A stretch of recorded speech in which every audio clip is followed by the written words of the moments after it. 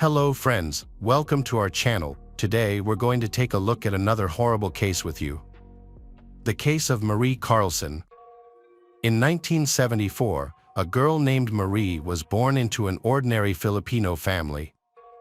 Concerned about her future, Marie's mother decided to send her to the United States, hoping her daughter would have a better chance at success. Marie was eventually adopted by an American military family who already had a daughter named Esther. The two girls, close in age, quickly became friends, unaware of their true relationship.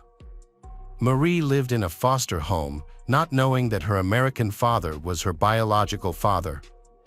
Meanwhile, Esther, the friend with whom Marie shared her games, secrets, and dreams, was actually her biological sister. Neither of them realized their blood relationship. As the two girls grew up, they decided to leave their parents' home to start a new life together in Florida. They rented a cozy apartment near a karaoke club, which quickly became their favorite spot. Marie Carlson had an optimistic outlook on life. She loved the color pink and often used the word beautiful as a guiding principle. In Marie's beautiful world, a new meaning suddenly appeared. It was love. Marie entered a new chapter in her life when she met Jeff. They quickly fell in love, started dating, and eventually got married. Their love was symbolized by the birth of a beautiful daughter, named Paris, reflecting the love and beauty they shared. However, Jeff remained a mysterious man, with a past and family members that Marie knew nothing about. While Marie's personal life was going smoothly, she set a lofty career goal of working for the FBI. To prepare for this challenging job, she began studying criminal law. However, her path to pursuing her dream was fraught with difficulties. Every step forward in her career required great effort.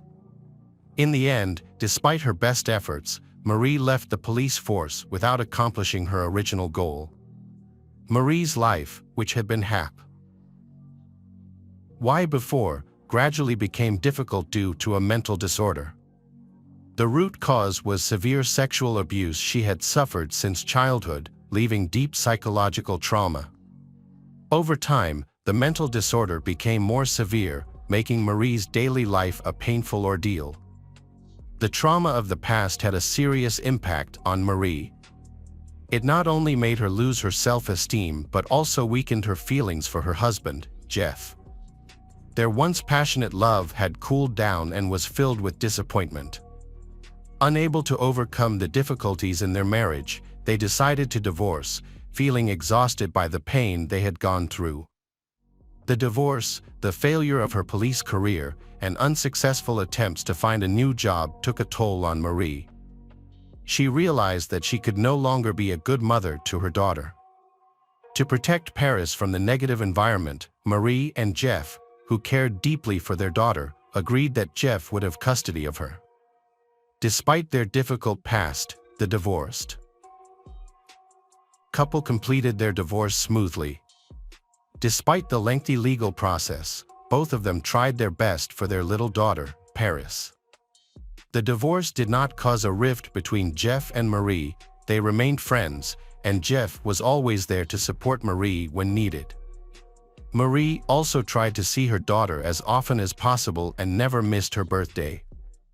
Marie was searching for meaning in life. Despite the hardships she went through, she did not give up. One day, she realized that she needed faith.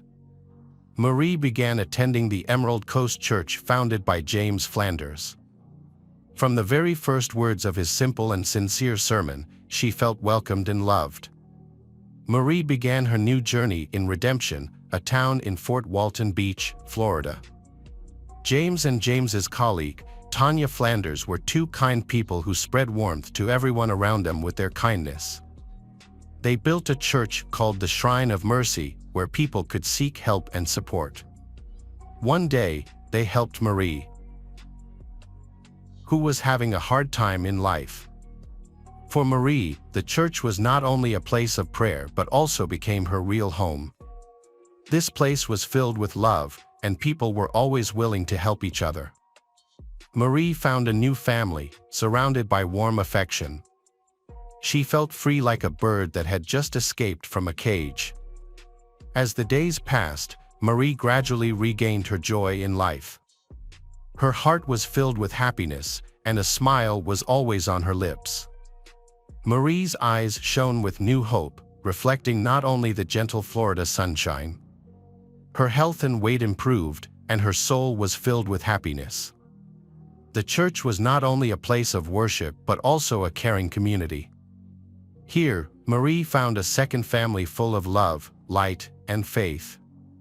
On the outside, the church looked simple and humble, blending in with other urban structures. Inside, the space was cozy with simple pews. Here, time seemed to stand still, and people were united by their common faith. But, one day, Marie was pregnant. A secret she kept hidden under her loose-fitting dress. She felt ashamed and afraid, sharing it only with a few of her closest friends. In June 2021, at the age of 37, Marie gave birth to her second daughter, Grace. The news quickly spread throughout the small town. The truth about the child's father turned out to be heartbreaking. It was a man Marie had dated for a short time. He had abused her physically and mentally. When he learned that Marie was pregnant, he left without saying goodbye. After experiencing the deep trauma of abandonment, Marie found comfort and new hope in the church. There, she always received strong support.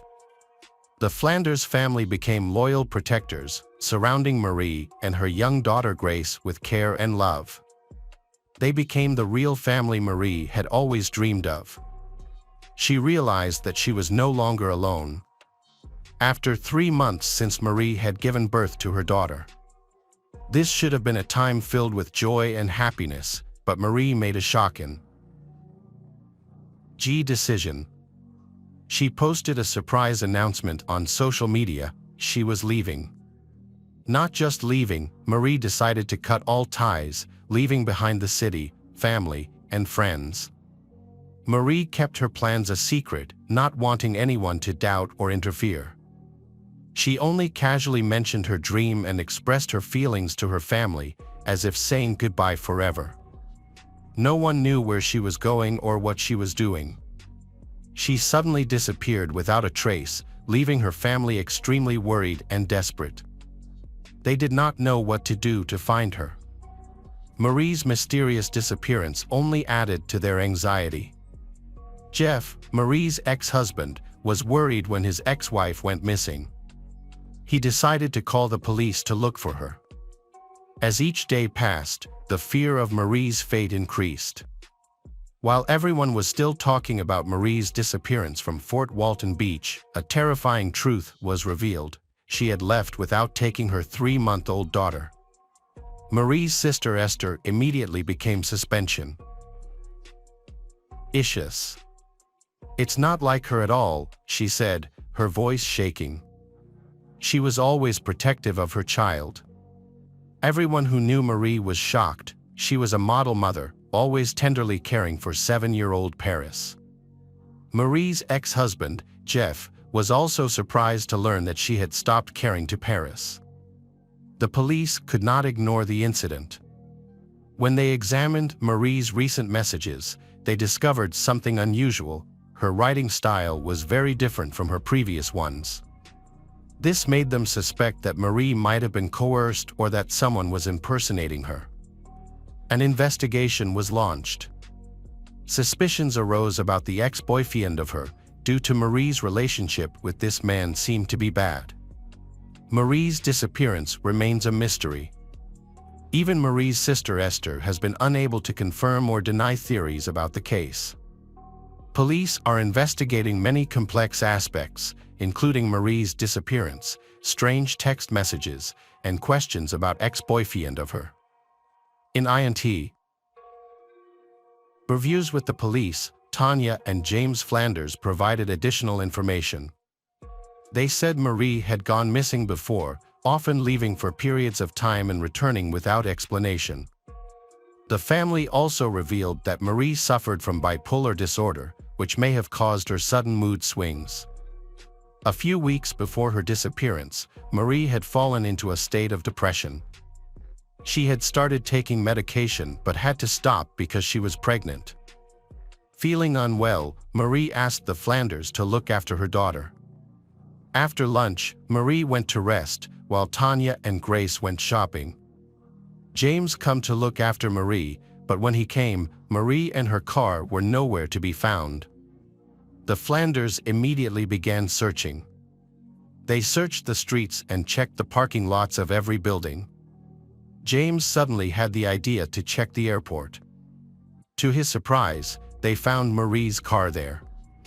James drove home with the spare key. The investigators immediately checked the car, but found no traces or suspicious evidence. In search of new information, they decided to go to the airport where Marie had left. Their plan was to review the security camera footage in the parking lot. The airport was responsible for storing this information. If they were lucky, they might find Marie's plane ticket, which might have her fingerprints on it.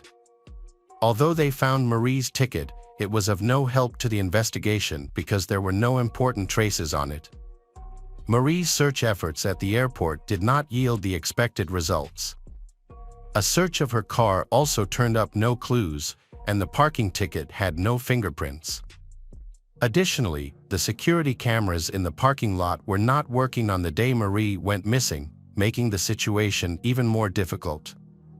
The police are focusing on the mysterious man who is the ex-boyfriend of Marie. Investigators returned to the church in the hope of finding clues about the father's identity and role in this complicated case.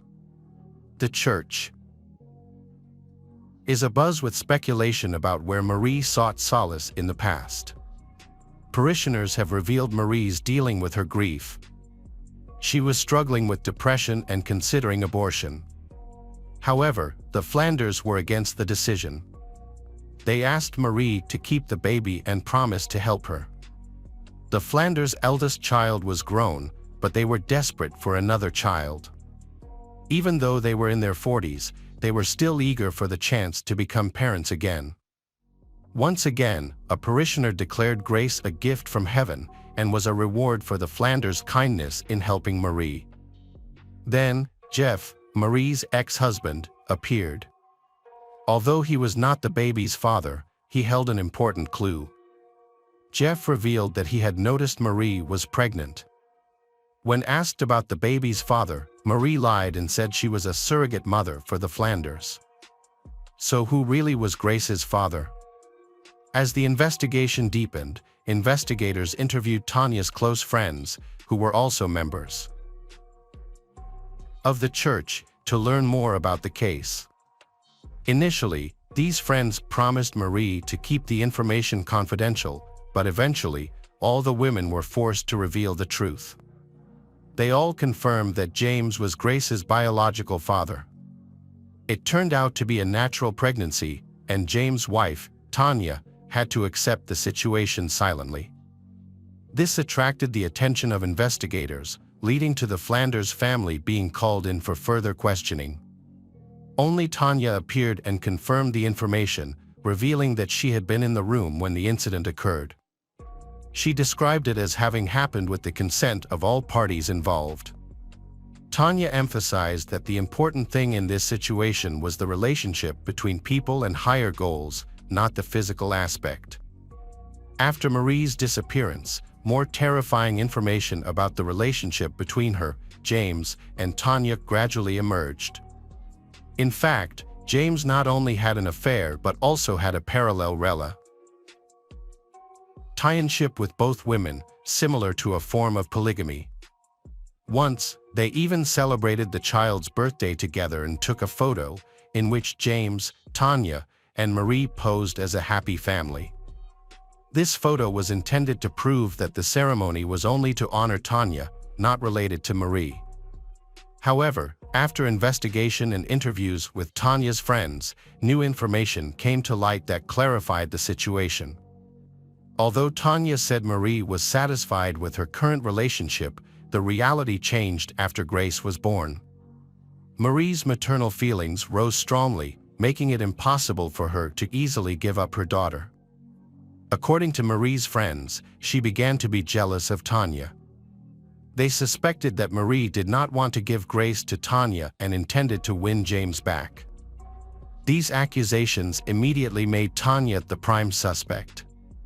If Marie disappeared, all of Tanya's problems would be solved. She would have the chance to raise Grace alone and continue to be James' beloved wife. It has been 2 months since Marie went missing, but no more clues have been found. Investigators have used many methods, including GPS, to find her. However, in 2011, GPS technology was not yet fully developed, so they had to rely heavily on call and text data from mobile phones. The only thing they know for sure is that Marie was at the airport with James, but not Tanya.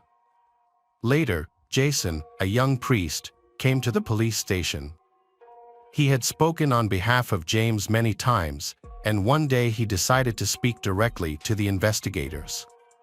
Jason recounted a conversation he had overheard. Shortly after Marie's disappearance, James expressed his sadness and concern. He said that he would have to leave the country because of Marie's disappearance but could not reveal the details. James only mentioned that something terrible had happened during the time when Marie was severely depressed. During that period, James stayed with Marie at the clinic for a few days, while Jason temporarily replaced him. Rumors of Pastor James' illicit relationship spread among the parishioners, and Jason was shocked to learn about James' polygamy. Jason directly asked him about his relationship with Marie. James frankly admitted that he had had sex with both Marie and his wife. James said that he and Marie had argued and fought shortly before she went missing, but he insisted that Marie was still alive when she disappeared. After this conversation, James decided to resign from his pastoral duties and quickly left the city with his family, including Tanya and Grace, to move to Arizona. Recently, Marie's family contacted the Flanders family to retrieve some of her belongings. As a result, investigators seized Marie's phone, which may have contained important information. Although most of the data had been deleted, some of it was recovered. They also found a video of James advertising precious metals on the phone, which aroused the investigators' suspicions. In 2011, committing a crime was easier than it is today. Surveillance cameras were not common, and digital traces could quickly disappear. DNA detection technology was just beginning to develop, making it easier for criminals to get away with their crimes.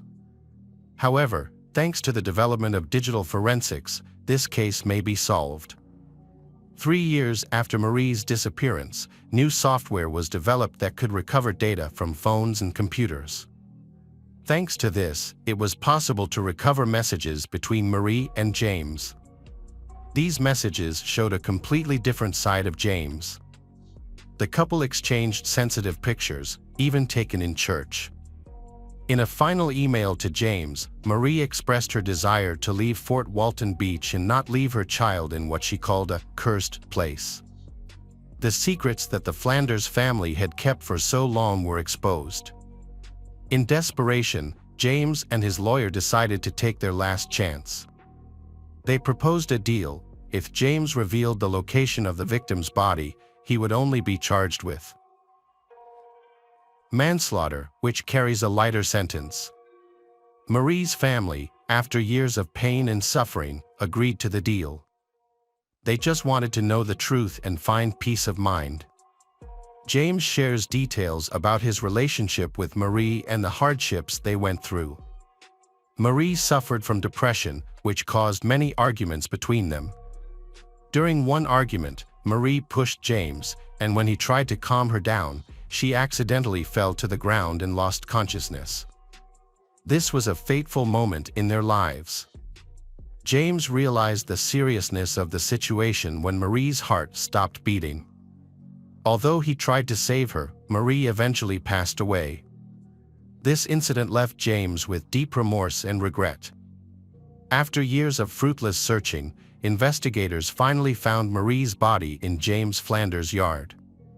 The body was wrapped in a blanket and buried 5 feet underground, only discovered when James showed them the exact location.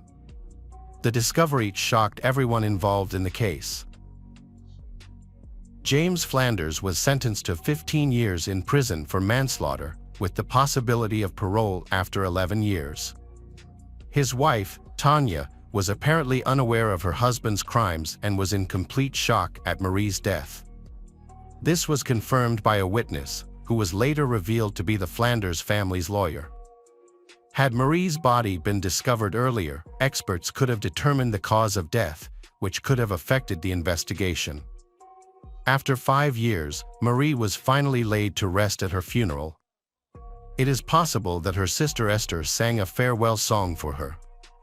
However, the fate of little Grace remains a mystery. Currently, Grace lives with her foster mother, Tanya Flanders, in Arizona.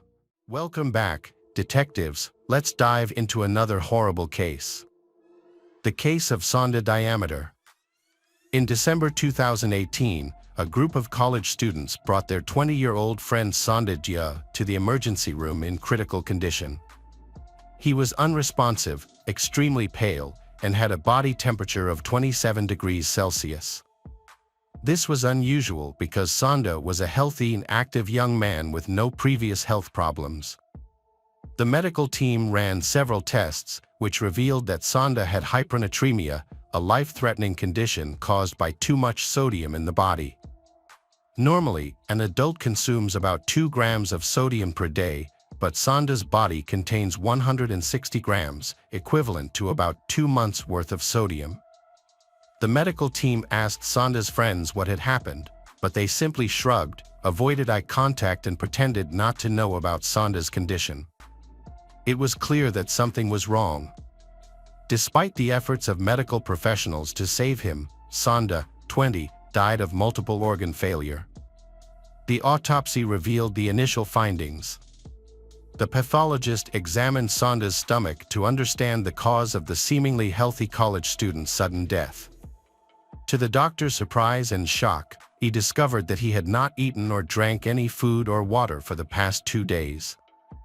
Instead, his stomach contained foreign objects such as goldfish from an aquarium, the head of a rat, and the entire head of an eel. This indicated that Sonda had suffered horrific experiences before his death. The case attracted a lot of media attention, quickly becoming an international topic of discussion. Talks broke out about universities covering up shocking student misconduct and the lack of responsibility of the children of wealthy families. A student association called Reusgum was closely monitored. Reusgum, founded more than 70 years ago, is symbolized by a Flemish lion.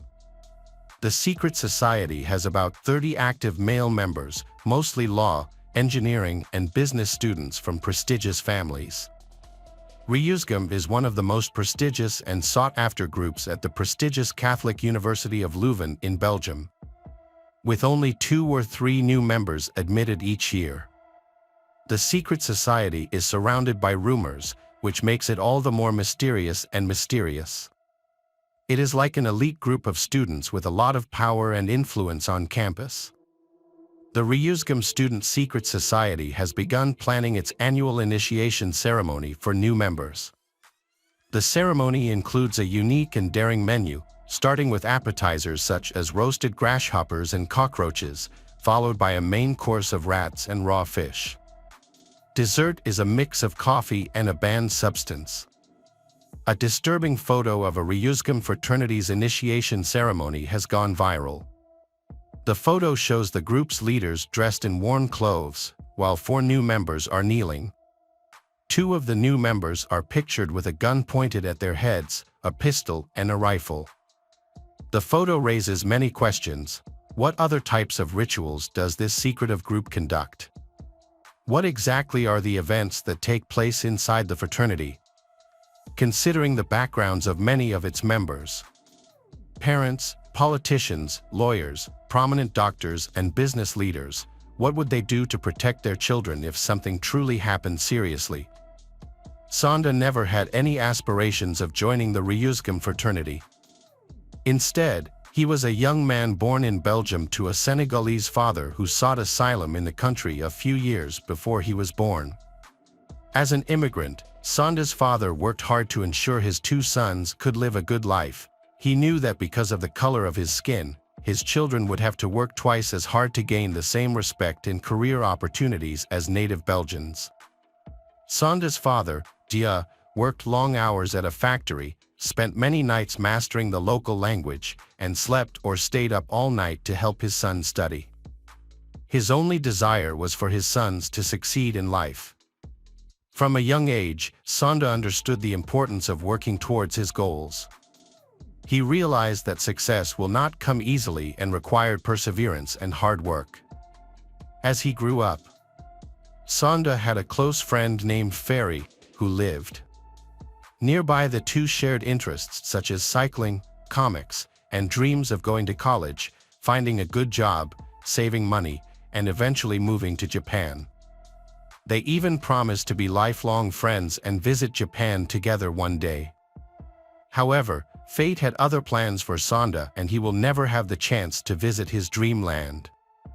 As a teenager, Sonda had many friends. He had an innate ability to excel in various activities, such as solving complex math problems and playing soccer, which surprised his friends. Despite his special talents, Sonda was loved by everyone for his easygoing and charming personality. He was sociable and easy to get along with, which made it easy for him to make friends. After completing high school, Sonda made his family proud by becoming the first person to attend a prestigious university, the University of Leuven. His father was extremely happy with this achievement, which exceeded his dreams. Although the university was close to home, Sonda chose to live in a dormitory. He pursued civil engineering and was determined to get a master's degree in the field. Sonda's maturity and ambition drove him to make his father proud. His ultimate goal was to graduate, secure a high-paying job, and allow his father to retire, repaying the sacrifices he had made for his children's future. By 2018, Sonda was in his third year of a 5-year program and was already thinking about his career after graduation. In order to achieve his goal of securing a high-paying job to support his family and pay the bills, he stayed away from parties and focused on finding a job. Realizing that his skin color could be a hindrance in a predominantly European industry, and with his high academic achievements, communication skills, and hard work, he realized that building relationships was important. This realization leads him to consider joining the Ryuzgam, a group that has important connections and is essential to his career. Joining the Ryuzgam seems to be a strategic decision.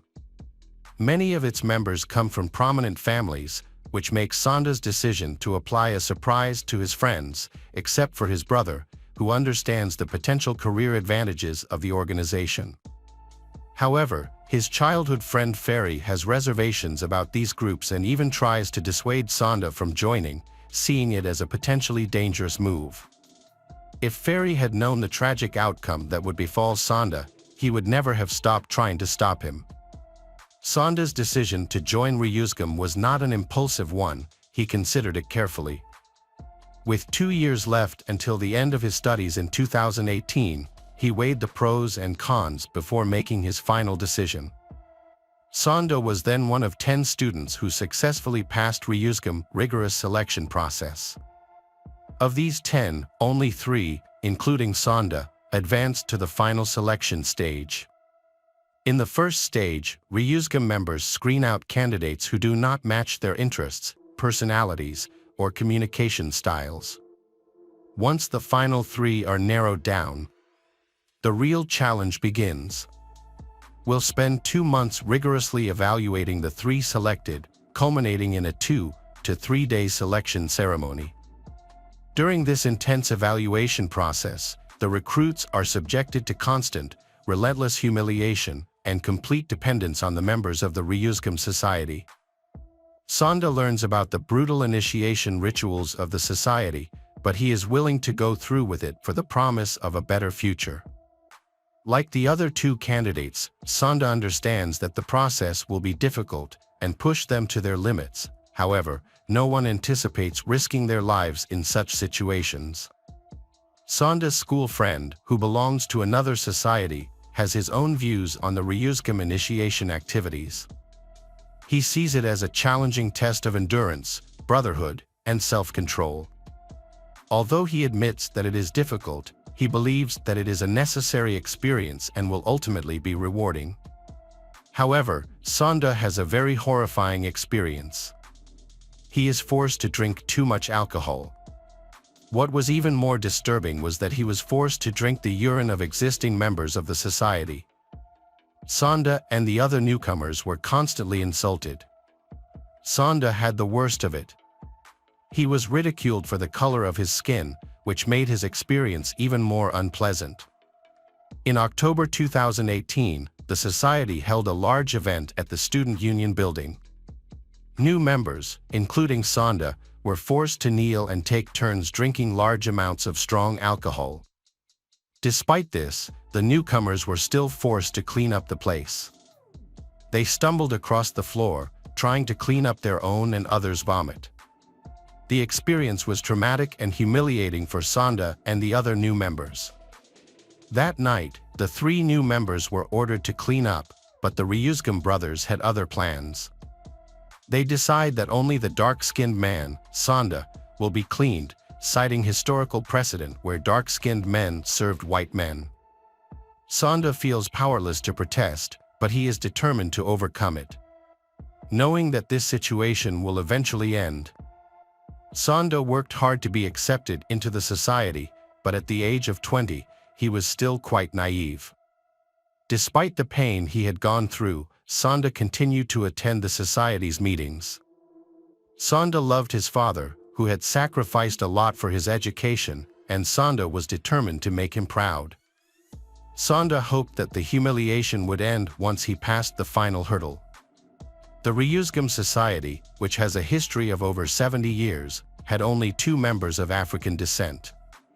In 2015, a dark-skinned student was inducted, and Sonda was about to become the second person to undergo the final initiation ceremony, also known as baptism. On December 4, 2018, the initiation process for new members began at 4 p.m. In the first challenge, 3 candidates, including Sonda, wear long, flowing white robes and walk into town with bouquets of flowers. Their goal is to sell as many flowers as possible by the end of the challenge. The person who sells the fewest flowers is punished. These punishments include drinking yogurt and other unpleasant substances. Sonda ends up in last place, selling 30 fewer roses than his competitors. This leads to his punishment, where he is forced to drink a significant amount of alcohol, affecting his ability to speak. The initiation moves into the second phase. The new members, now kneeling, are asked simple questions. However, by 7 p.m., the members of the association have become less tolerant of Sonda's inability to answer these questions clearly. Unsurprisingly, he is defeated by the other competitors and faces further punishments. His punishment was to drink 1.5 bottles of gin. His body, not used to the large amount of alcohol, began to react painfully. His stomach was filled with the alcohol he had drunk. Sonda's health quickly deteriorated, leaving him unable to walk, talk, or move, as he faced severe dehydration and passed out repeatedly. Surprisingly, this incident took place in a public place, right on the sidewalk in front of a cafe in the city square. However, no passers-by intervened or called the police for help. At 9 p.m., the third challenge, called Endure the Night, began. The student council took the new recruits to their dormitory, where the 18 student council brothers continued to torture them relentlessly. This time, the participants were required to drink as much beer as possible. By the end of the ordeal, all 3 participants were unconscious, although they were still breathing. However, this did not stop the continued abuse. According to the order's custom, when someone faints, they are urinated on by the order's members. A video was recorded of these actions at 11:40 p.m., but the perpetrators attempted to delete the footage. When the first day of the event ended, the new members were taken to their quarters and violently thrown onto their beds. The water supply was cut off as a prank. The initiates' belongings were vandalized with ketchup and chocolate, and they were locked up. This meant that if any of them woke up, they would not have access to water to relieve their dehydration, having consumed a potentially fatal amount of alcohol. This was just the beginning of a week-long initiation ceremony at one of the country's most esteemed universities. But the most traumatic experiences were yet to come. The next day, December 5, 2018, at around 10:30 a.m., the members of the order were ready to begin the final stage of the initiation ceremony. They woke up the 3 new members, loaded them into a car, and drove out of the city to a remote village about an hour away. One of the members of the order had a small, isolated house surrounded by dense forests, ideal for keeping their activities secret. Along the way, they stopped several times to purchase the necessary items for the ceremony. They visited a pet store to buy items such as aquarium fish, eels, live rodents, as well as bird and dog food from a pet store. They then stopped at a supermarket to buy various products, including fish sauce. However, this sauce is high in sodium and is not usually consumed in large quantities. They also bought duck eggs, sardines, clams, shrimp paste, mussels, and other seafood products. During their stop, a professor approached the group of students and noticed that one of the students was in need of help. She expressed her concerns to the society members and even suggested calling the police. However, the society members, quickly convincing her that the student was simply drunk and in shock, stated that the initiation ceremony was over and that they would help him recover by giving him a cold shower. This seemed to allay the professor's concerns. The group then went to a cabin in the woods. The police have reconstructed the details of what happened next through the recovered deleted footage and some evidence. The truth about the events that took place in that forest is still unclear. For several hours, the 3 beginners had to dig a large hole, which they were then placed in. Other members of the student union surrounded the hole. They filled it with cold water and live eels. In Belgium, the average temperature in December is around +3 to +7 degrees Celsius. When the newcomers start shivering from the cold, the members of the society urinate on them from above, a strange act that is said to warm them. At this point, Sando was dehydrated and still drunk from the night before. Even if he wanted to get up and leave, he couldn't. Normally, if a new initiate wanted to stop, he would just ring a bell placed at the edge of the pit, but this time the bell had been removed, leaving Sanda with no way to indicate that he wanted to stop. His physical condition, unable to stand or speak, left him helpless. The 3 new members, exhausted and drunk, were forced to sit in ice water and endure the urination and defecation of the members of the order. They were then forced to bite the heads of rats and eels that lived in the water and drink fish oil. After 6 hours of enduring these brutal conditions, Sanda's body began to weaken and he passed out. Finally, he was taken out of the water, dressed in dry clothes, and placed next to the fire. As he curled up on the ground for 2 hours, the initiation ritual continued around him. As Sanda's health deteriorated, instead of seeking immediate medical help, the fraternity members spent their time taking pictures and recording Sanda's painful images and sounds. Sanda's body was now reacting violently to the excessive sodium intake, leading to high blood pressure and a nosebleed. Sanda then passed out. Time passed. It wasn't until 8:57 p.m. that one of the fraternity members decided to call an ambulance. The students then drove Sanda to the hospital, but instead of placing him safely in the back seat, they deliberately placed him in the trunk to avoid dirtying the car's interior. Upon arriving at the hospital, the association members deliberately withheld important information from the medical team regarding Sanda's diet and recent alcohol consumption. After dropping him off and handing him over to the medical team, the group of students left immediately, saying that the ceremony would resume as soon as Sonda was discharged from the hospital. A decision that did not take much care of Sonda's health. While medical professionals were investigating the cause of his condition, Sonda's internal organs began to fail. He was eventually transferred to Antwerp University Hospital for more advanced care and better facilities. There, he fell into a coma, and Sonda's heart stopped, and the 20-year-old tragically passed away. The cause of death was determined to be high levels of sodium in his body due to his excessive consumption of fish sauce during the ritual. This prompted the hospital to notify the police, who immediately opened an investigation into the circumstances surrounding Sonda's death. As news of Sonda's death spread, 2 other ritual participants were rushed to the hospital at 10:40 p.m. after their conditions worsened. Their parents also rushed to the hospital upon learning of their child's serious condition.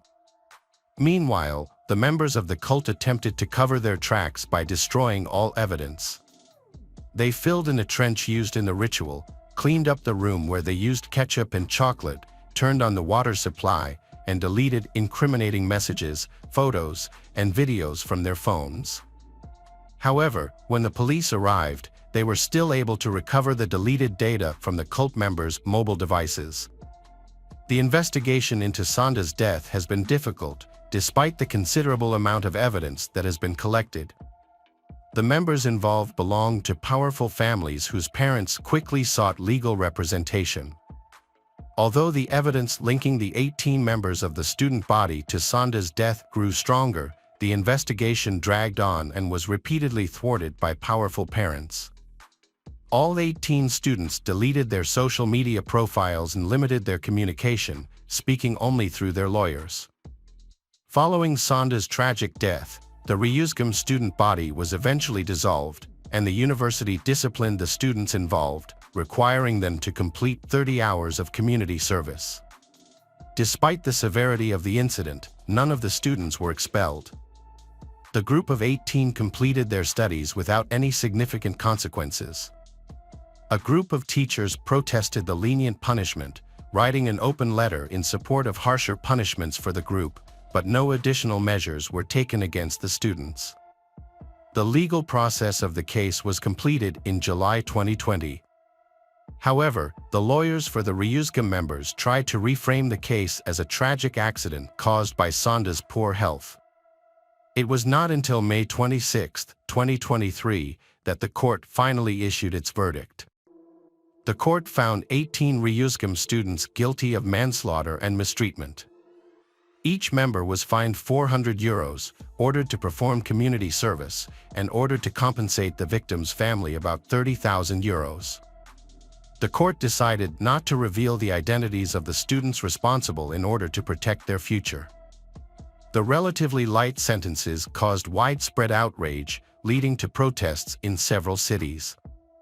However, while these protests took place, the outcome remained the same. Hello again, true crime fans, we've got another mysterious case to explore. The case of Amy Widener. Amy Widener, born in 1973, is the second of 4 children. Her siblings include an older brother, John Paul, and 2 younger sisters, Tiny and Cassie, who are 1 and 4 years younger than Amy. After their parents divorced, Gloria, the children's mother, took on the responsibility of raising the children herself. As their father played no role in raising them, the family lived in a house in Indianapolis, with Amy helping her mother with various household chores, including cooking, cleaning, and caring for her younger sisters. Amy, a bright and cheerful 14-year-old girl, had big dreams of becoming a teacher. However, her life took an unexpected turn when she became pregnant. Afraid to tell her mother, she hid her pregnancy by wearing baggy clothes for over 5 months. As her belly grew, it became harder to hide it, and eventually, her family discovered her secret when she was nearly 6 months pregnant. Gathering all her courage, Amy told her mother, Gloria, and burst into tears. Amy begged her mother not to hate her, but Gloria, though shocked, offered words of comfort and encouragement. Gloria recalls feeling stunned, thinking that this was the worst thing that could happen in her life. However, she had no idea of the even more heartbreaking events that were about to happen. The father of Amy's child was 20-year-old Tony Abercrombie, a friend of her brother. What their family did not know was that Amy and Tony had a secret relationship, with only the two of them knowing about their intimacy. After learning of her daughter's pregnancy, Gloria took control and forbade Amy from seeing Tony. On October 25, 1987, Amy gave birth to a daughter named Emily. Amy started school again just 6 days after giving birth. Her mother, Gloria, strongly supported Amy's return to school by taking care of Emily, allowing Amy to focus on her studies. Gloria also made sure that Amy had time to socialize with friends and live a normal teenage life. As a new mother, Amy remained dedicated to her studies, impressing her teachers with her perseverance. Despite juggling the demands of motherhood, Amy excelled in her studies, continuing to receive praise from her teachers. Amy's family adapted to the new addition, with everyone sharing the care of Emily. Over time, life began to fall into a positive pattern, with Amy overcoming her difficulties. Just when things seemed to be going smoothly, a sudden change turned everything upside down. On November 13, 1989, 16-year-old Amy woke up with a severe sore throat and decided to stay home from school, despite her mother, Gloria, offering to take Emily to a nanny. She kept her 2-year-old daughter, Emily, with her. After breakfast together, Gloria went to work, and Amy's siblings went to school, leaving Amy and Emily alone at home. Gloria tried to contact Amy by phone at 9:30 a.m. but received no response. When she called again a few hours later and still had not heard anything, Gloria became worried. She asked a nearby neighbor to stop by and check on them. The neighbor found the house quiet and unresponsive, prompting Gloria to leave work immediately and go home. When she arrived, she found Emily sitting on the stairs. Gloria called Amy, but received no answer, so she went upstairs. The scene in Amy's bedroom was tragic and shocking. Amy lay motionless and naked on the bed, surrounded by bloodstains. When Gloria realized the urgency of the situation, she quickly called 911. The police arrived and carefully searched Amy's house. At first, they thought someone had tried to break in because several items were missing, including stereo equipment and a graphic equalizer that belonged to Amy's brother, John Paul. Another item missing was a piggy bank from Amy's room, a simple glass jar with about $50 in savings for school. The police did not find any signs of forced entry. It is likely that the perpetrator entered through an unlocked back door or the front door, which Amy may have opened herself. In Amy's room, the police found key evidence, a bloody handprint on the wall and several strands of hair, likely belonging to the attacker. The medical examiner determined that Amy had been hit in the head with a sharp object, sexually assaulted, and then strangled. Amy's 2-year-old daughter, Emily, may have witnessed these events. Fortunately, Emily was found unharmed. Due to Emily's young age, the police attempted to communicate with her and gather any information she had. To create a more comfortable environment, they used finger puppets to gently question Emily about the events. During the interaction, Emily mentioned that her mother seemed very angry that day. Unfortunately, Emily did not provide any further details. To aid in their investigation, the police collected evidence, including a section of the wall with the attacker's bloody handprint, as well as the victim's clothing and bedding at the crime scene. During the investigation of Amy's case, the police spoke to her family, friends, and neighbors to gather information. One of the people they interviewed was Amy's 17-year-old brother, John Paul. Police initially suspected him, but he had an alibi and no evidence linking him to the case. Another person of interest was Tony Abercrombie, Amy's ex-boyfriend and the father of her child. He denied any involvement in her murder and expressed his deep feelings for Amy. Tony had a credible alibi at the time of the murder. Police also investigated Troy Jackson, who lived next door to Amy. Although he claimed he had nothing to do with the murder, he knew that a stereo system had been stolen on the day of the murder. Troy had no bruises or scratches on his hands, and a hair sample did not match the hair found at the crime scene. Troy also passed a lie detector test, which eventually cleared him as a suspect. Police expanded their investigation by talking to other acquaintances, neighbors, and classmates of Amy. They collected fingerprints and hair samples from these people, but no evidence pointed to any of them. A large crowd attended Amy Widener's funeral, and police attended the funeral, observing the proceedings and looking for potential clues in the case. Months passed after Amy's death, and the police still had no leads on any suspects. Gloria Widener, Amy's mother, adopted her niece Emily. As the family grieved their loss, Gloria feared for their safety, as the killer had not been caught. Fearing for her children's safety, she considered moving to a new home, but financial constraints made this impossible, forcing them to face their fears in their current home.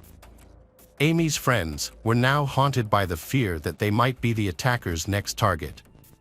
To feel safer, many of them asked their parents to take precautions and improve the security of their homes. Some even went so far as to board up their windows to protect against potential attacks. One day, when Gloria returned home after a normal day, she expected to find her daughters home from school. However, she was met with an eerie silence when she entered the house. The house was eerily empty, but her daughters' shoes were in their usual place near the door. Horrifying thoughts filled Gloria's mind as she climbed the stairs, fearing another disaster.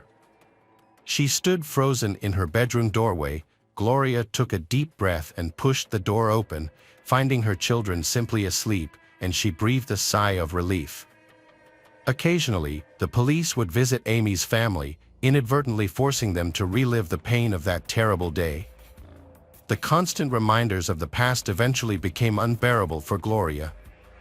All she wanted was for the police to leave her family alone and stop stirring up memories that would never bring Amy back. In 1989, Amy was murdered and the case went cold. 13 years later, a shocking development occurred when a 29-year-old man contacted the Indianapolis Police Department claiming that he had had a dream in which Amy provided information about her death.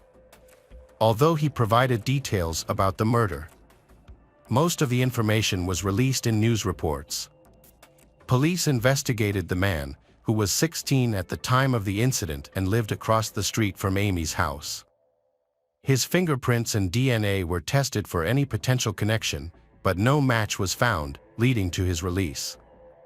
Although his call did not contribute significant evidence, it prompted police to re-examine the unsolved case.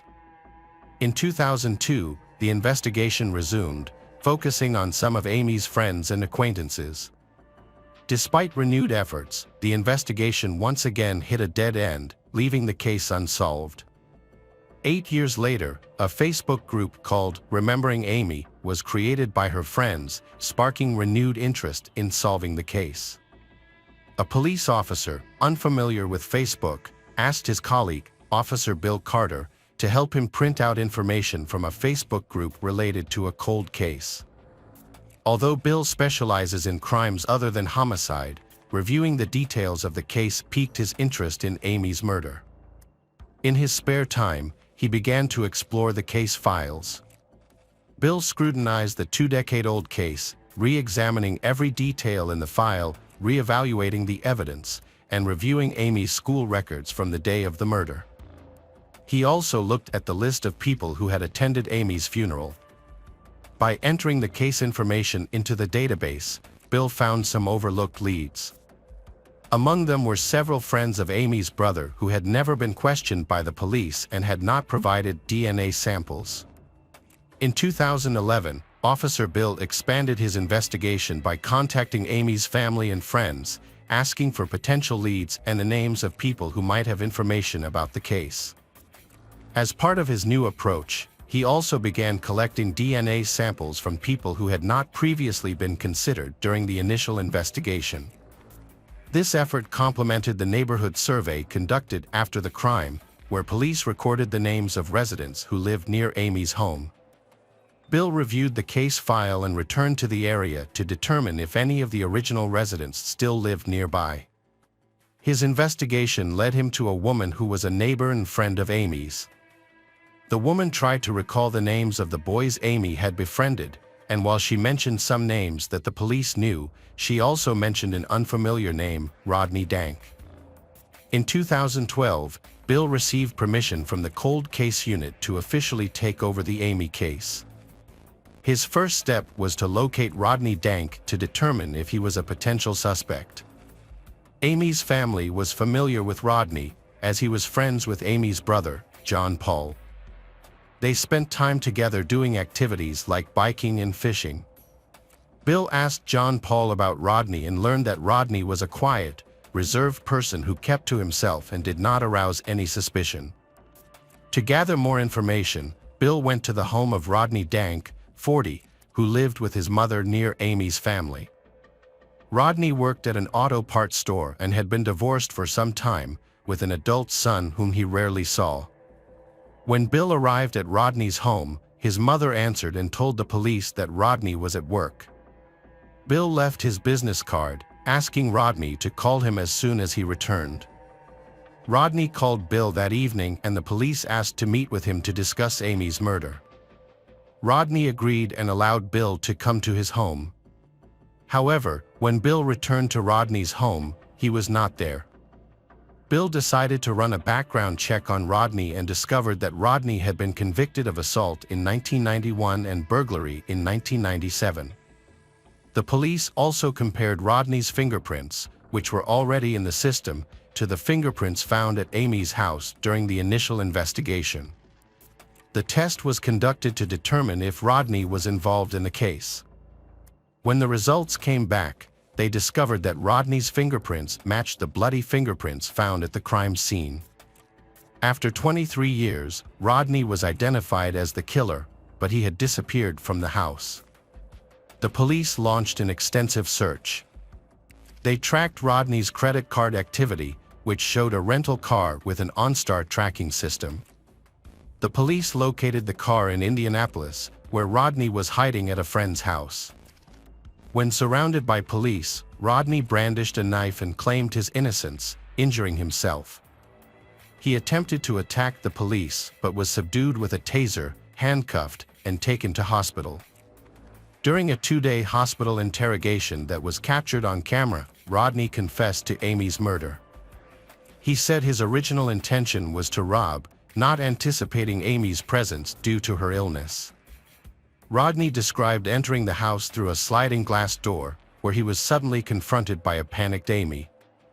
In his panic, he grabbed the nearest object and hit Amy in the head, killing her. As he recounted the events of the next 2 days, Rodney repeatedly mentioned that his memory of the incident was hazy, blaming the 23 years that had passed since the crime. Rodney's account of his actions was inconsistent and he initially mentioned visiting Amy's house with someone called Bag. However, he could not recall many details about this person, including their appearance. When asked about Emily, Rodney stated that he did not see her during the incident and did not know that she was in the house or that she had called for help. Throughout the interrogation, Rodney remained calm. Rodney's DNA was collected and matched with semen found on Amy's bedsheets and blankets in 1989. Fingerprints and semen found at the crime scene were both confirmed to be Rodney's, with no indication that anyone else was involved. When Rodney was revealed as the killer, Amy's family was shocked. They were baffled how Rodney, who was quiet and unassuming, could have committed such a crime. Rodney was friends with Amy's brother John Paul and often visited their home, which was across the street from his. Even more remarkable was that Rodney attended Amy's funeral, where he mourned her death and offered his condolences to her mother, Gloria.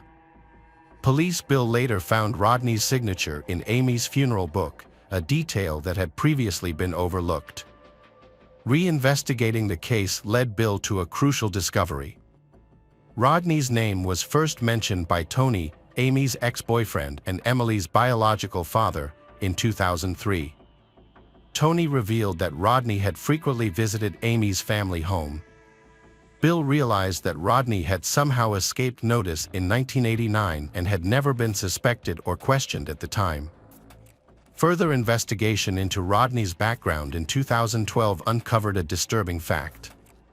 His biological son, Dylan, was in prison for a crime committed in 2009. Dylan was 16 when he killed his biological mother, Mary McHenry. He claimed that he had acted in response to her abuse, using a baseball bat to inflict the fatal wounds.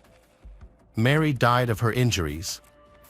Dylan turned 17 just days after the incident, leaving behind a tragic and heartbreaking case. Despite being largely absent from Dylan's life due to his early divorce from Mary McHenry, Rodney attended Dylan's trial in 2009, opting for a plea deal that resulted in a 20-year prison sentence.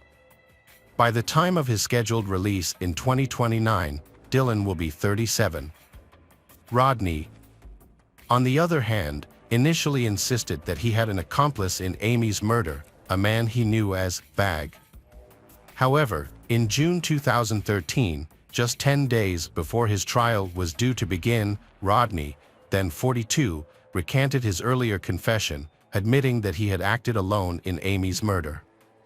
Rodney's sudden confession, combined with the substantial evidence against him, led to his 65-year prison sentence in 2013. Amy's family held a meeting with Detective Bill Carter after Amy's case was solved. To mark the 24th anniversary of her death, they released 24 balloons into the air, expressing their gratitude for Detective Bill's crucial role in solving the case. The family thanked him for his efforts, especially for identifying Rodney as the killer after just 12 days of investigation. Police officer Bill Carter received a prestigious award from the Indianapolis Police Department in January 2014. Although he was offered a position in the Homicide Bureau, he chose to stay in his current position. Years later, Amy's daughter, Emily, has grown up. She graduated from her mother's alma mater and then went to college, looking for new opportunities. Eventually, Emily moved from Indianapolis to California. Gloria still lives in the house where her daughter, Amy, tragically died. She has kept Amy's room as a memory of her, with photos still on display. Now, the room is also where Gloria's grandchildren play when they visit for the holidays, bringing joy and new life to a space once filled with sadness and loss. Hi everyone, thanks for returning. Let's unravel another perplexing mystery. The case of Jasmine Richardson.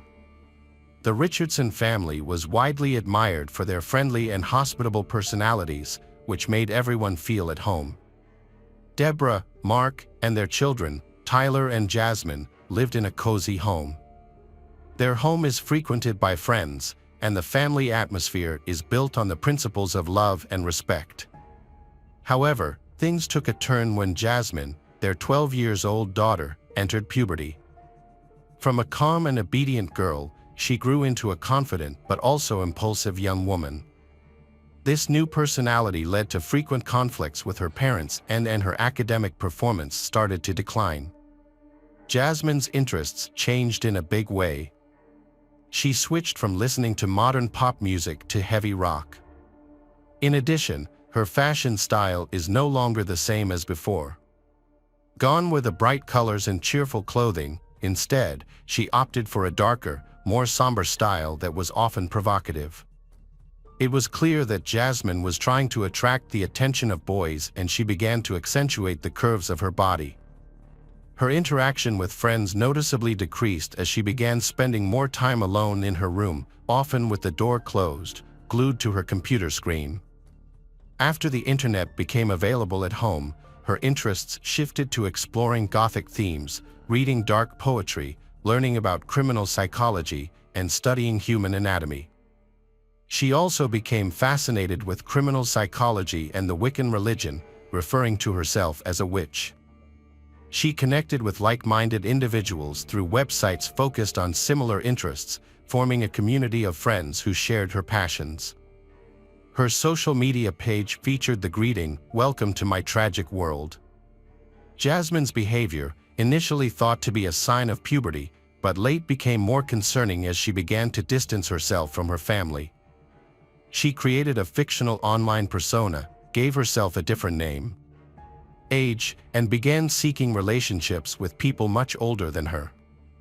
Her parents tried their best to support her during this difficult period, suggesting that they spend time together by participating in common activities.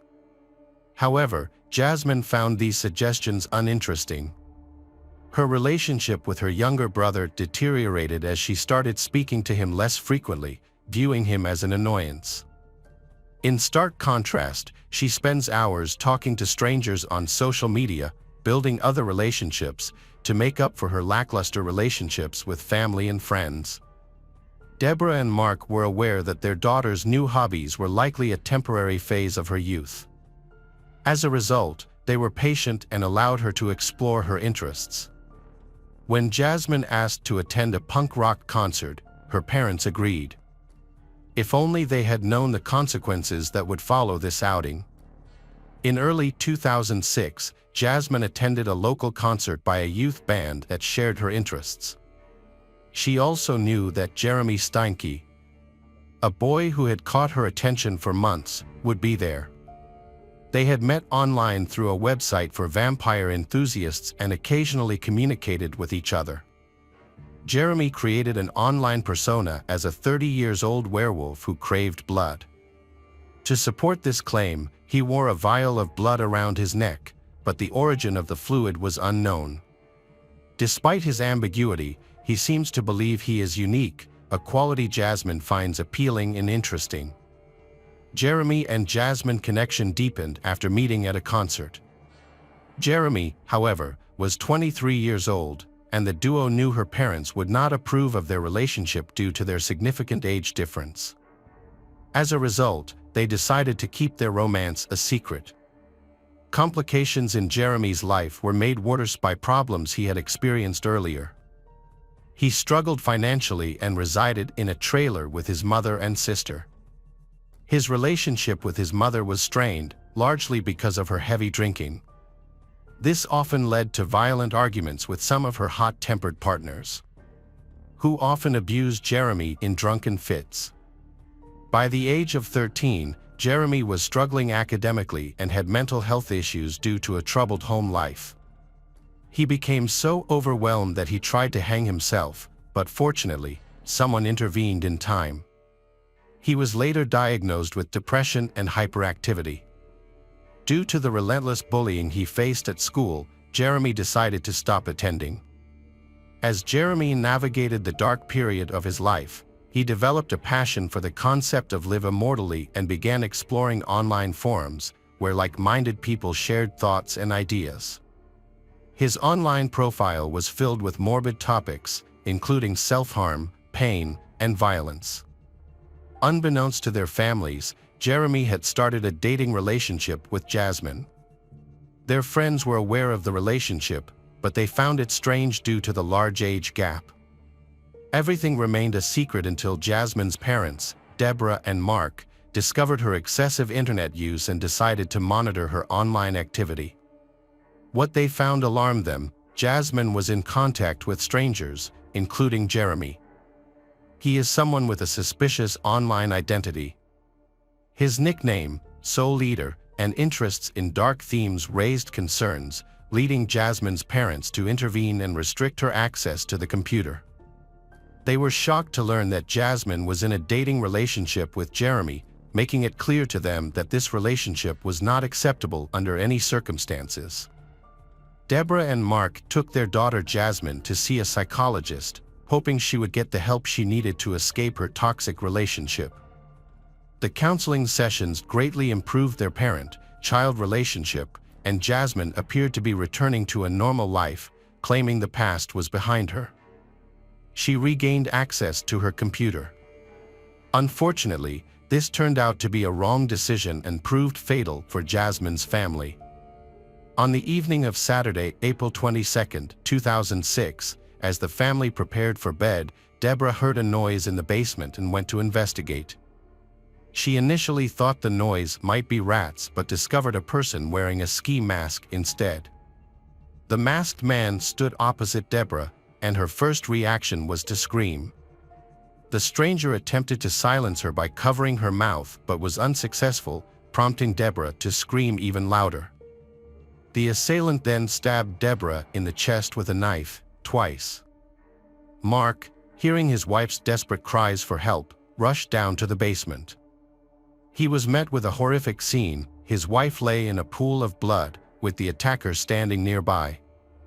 Mark quickly responded by attacking the intruder. However, he was stabbed in the stomach and sustained additional stab wounds. As Mark's pain began to subside and he was losing consciousness, he quietly asked the attacker why he did that. The attacker coldly replied that it was because Mark's daughter had wanted it that way. Upstairs, Tyler was left alone and scared as the attacker approached. Tyler was still in his pajamas and was paralyzed with fear. The footsteps grew louder and the bedroom door opened. Just a few days before the murder, Jasmine was happy since her parents had forgiven her, allowing her to reconnect with them. Mobile phones weren't widely used at that time, so Jasmine used the computer to communicate with the outside world. As soon as she regained internet access, she immediately contacted Jeremy. She told Jeremy, "Everyone will think you and I are crazy, but there's one way we can be together, if my parents disappear." However, what Jasmine didn't reveal to her parents was that she was secretly forming a plan to kill them while she was receiving therapy sessions. She shared this plan with Jeremy. He found the idea appealing, but he stressed that everything needed to be carefully, meticulously planned and that attention to detail was required. Jasmine realized that as long as her parents were alive, she would never be able to be with Jeremy. During this time, Jasmine's friends noticed that she often complained about her parents, expressing her annoyance towards them. What they don't realize is that Jasmine's resentment eventually leads her to want to end her parents' lives. Despite her frequent comments about killing her parents, but her friends considered it just a funny joke. Garrett crossed the street to his friend Tyler's house on Saturday, April 22, in 2006. He was excited to play, as the weather was pleasant. When he arrived at the Tyler's house, he noticed that the blinds were still closed, which seemed unusual. Even more unusual was that no one came to the door when he knocked. This surprised Garrett, as the Mark's car was parked in the driveway. Curious and hoping to find someone, Garrett peeked through the living room window but didn't see anyone. He then walked to the back of the house, towards the basement area where he often played with Tyler. As he looked through the window, he saw something strange on the floor, what appeared to be two people lying in a pool of blood. This disturbing discovery prompted Garrett to inform his mother. Garrett's mother seemed suspicious at first but decided to check on Tyler's family.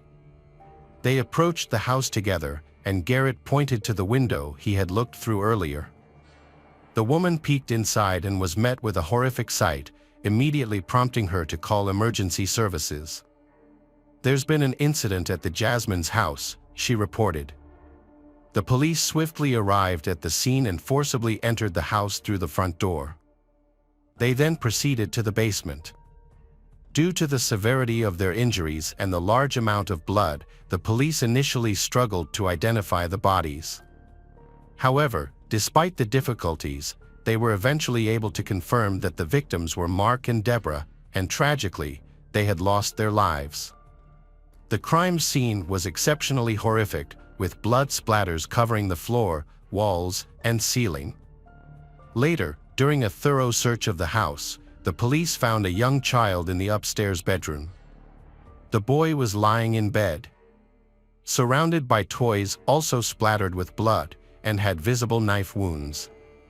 A young boy's throat had been severely cut.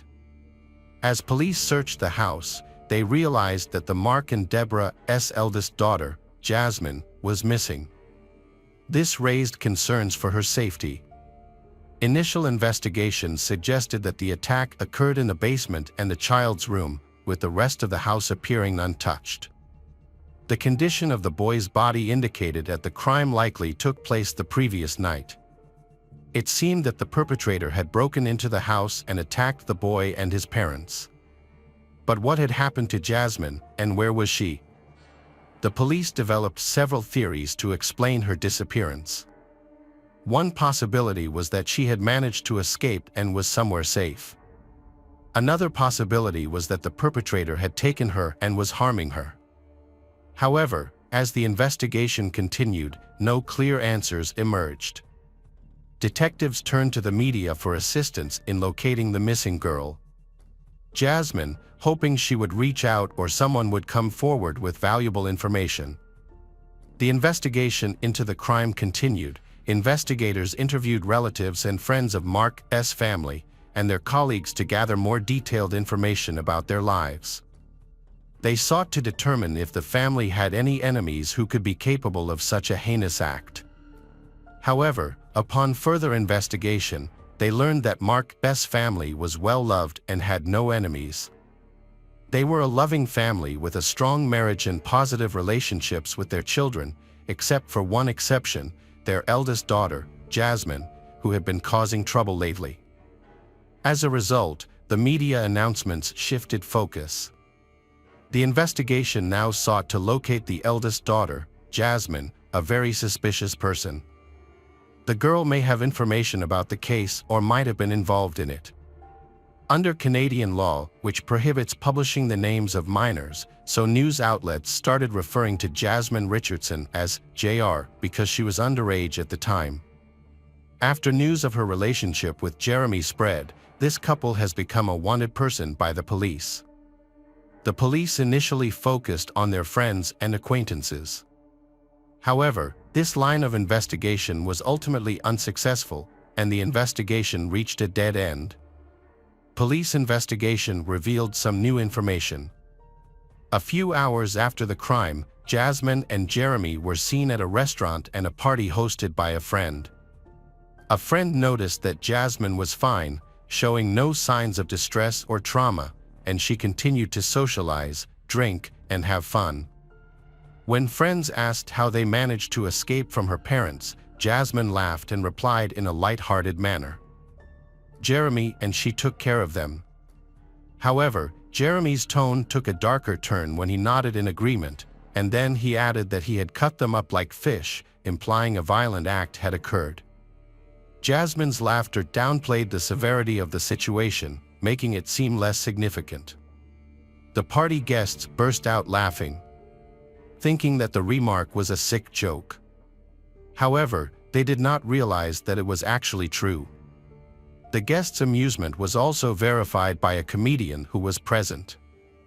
The police found a detailed plan in Jasmine's school locker, revealing her intentions to harm her family members with the help of her boyfriend. The photos of the suspects were widely circulated, and it is likely that they will be caught soon, as someone is expected to come forward with information about their whereabouts. Eventually, police received a tip and found Jasmine and Jeremy in Leader, Saskatchewan, about 130 kilometers from Medicine Hat.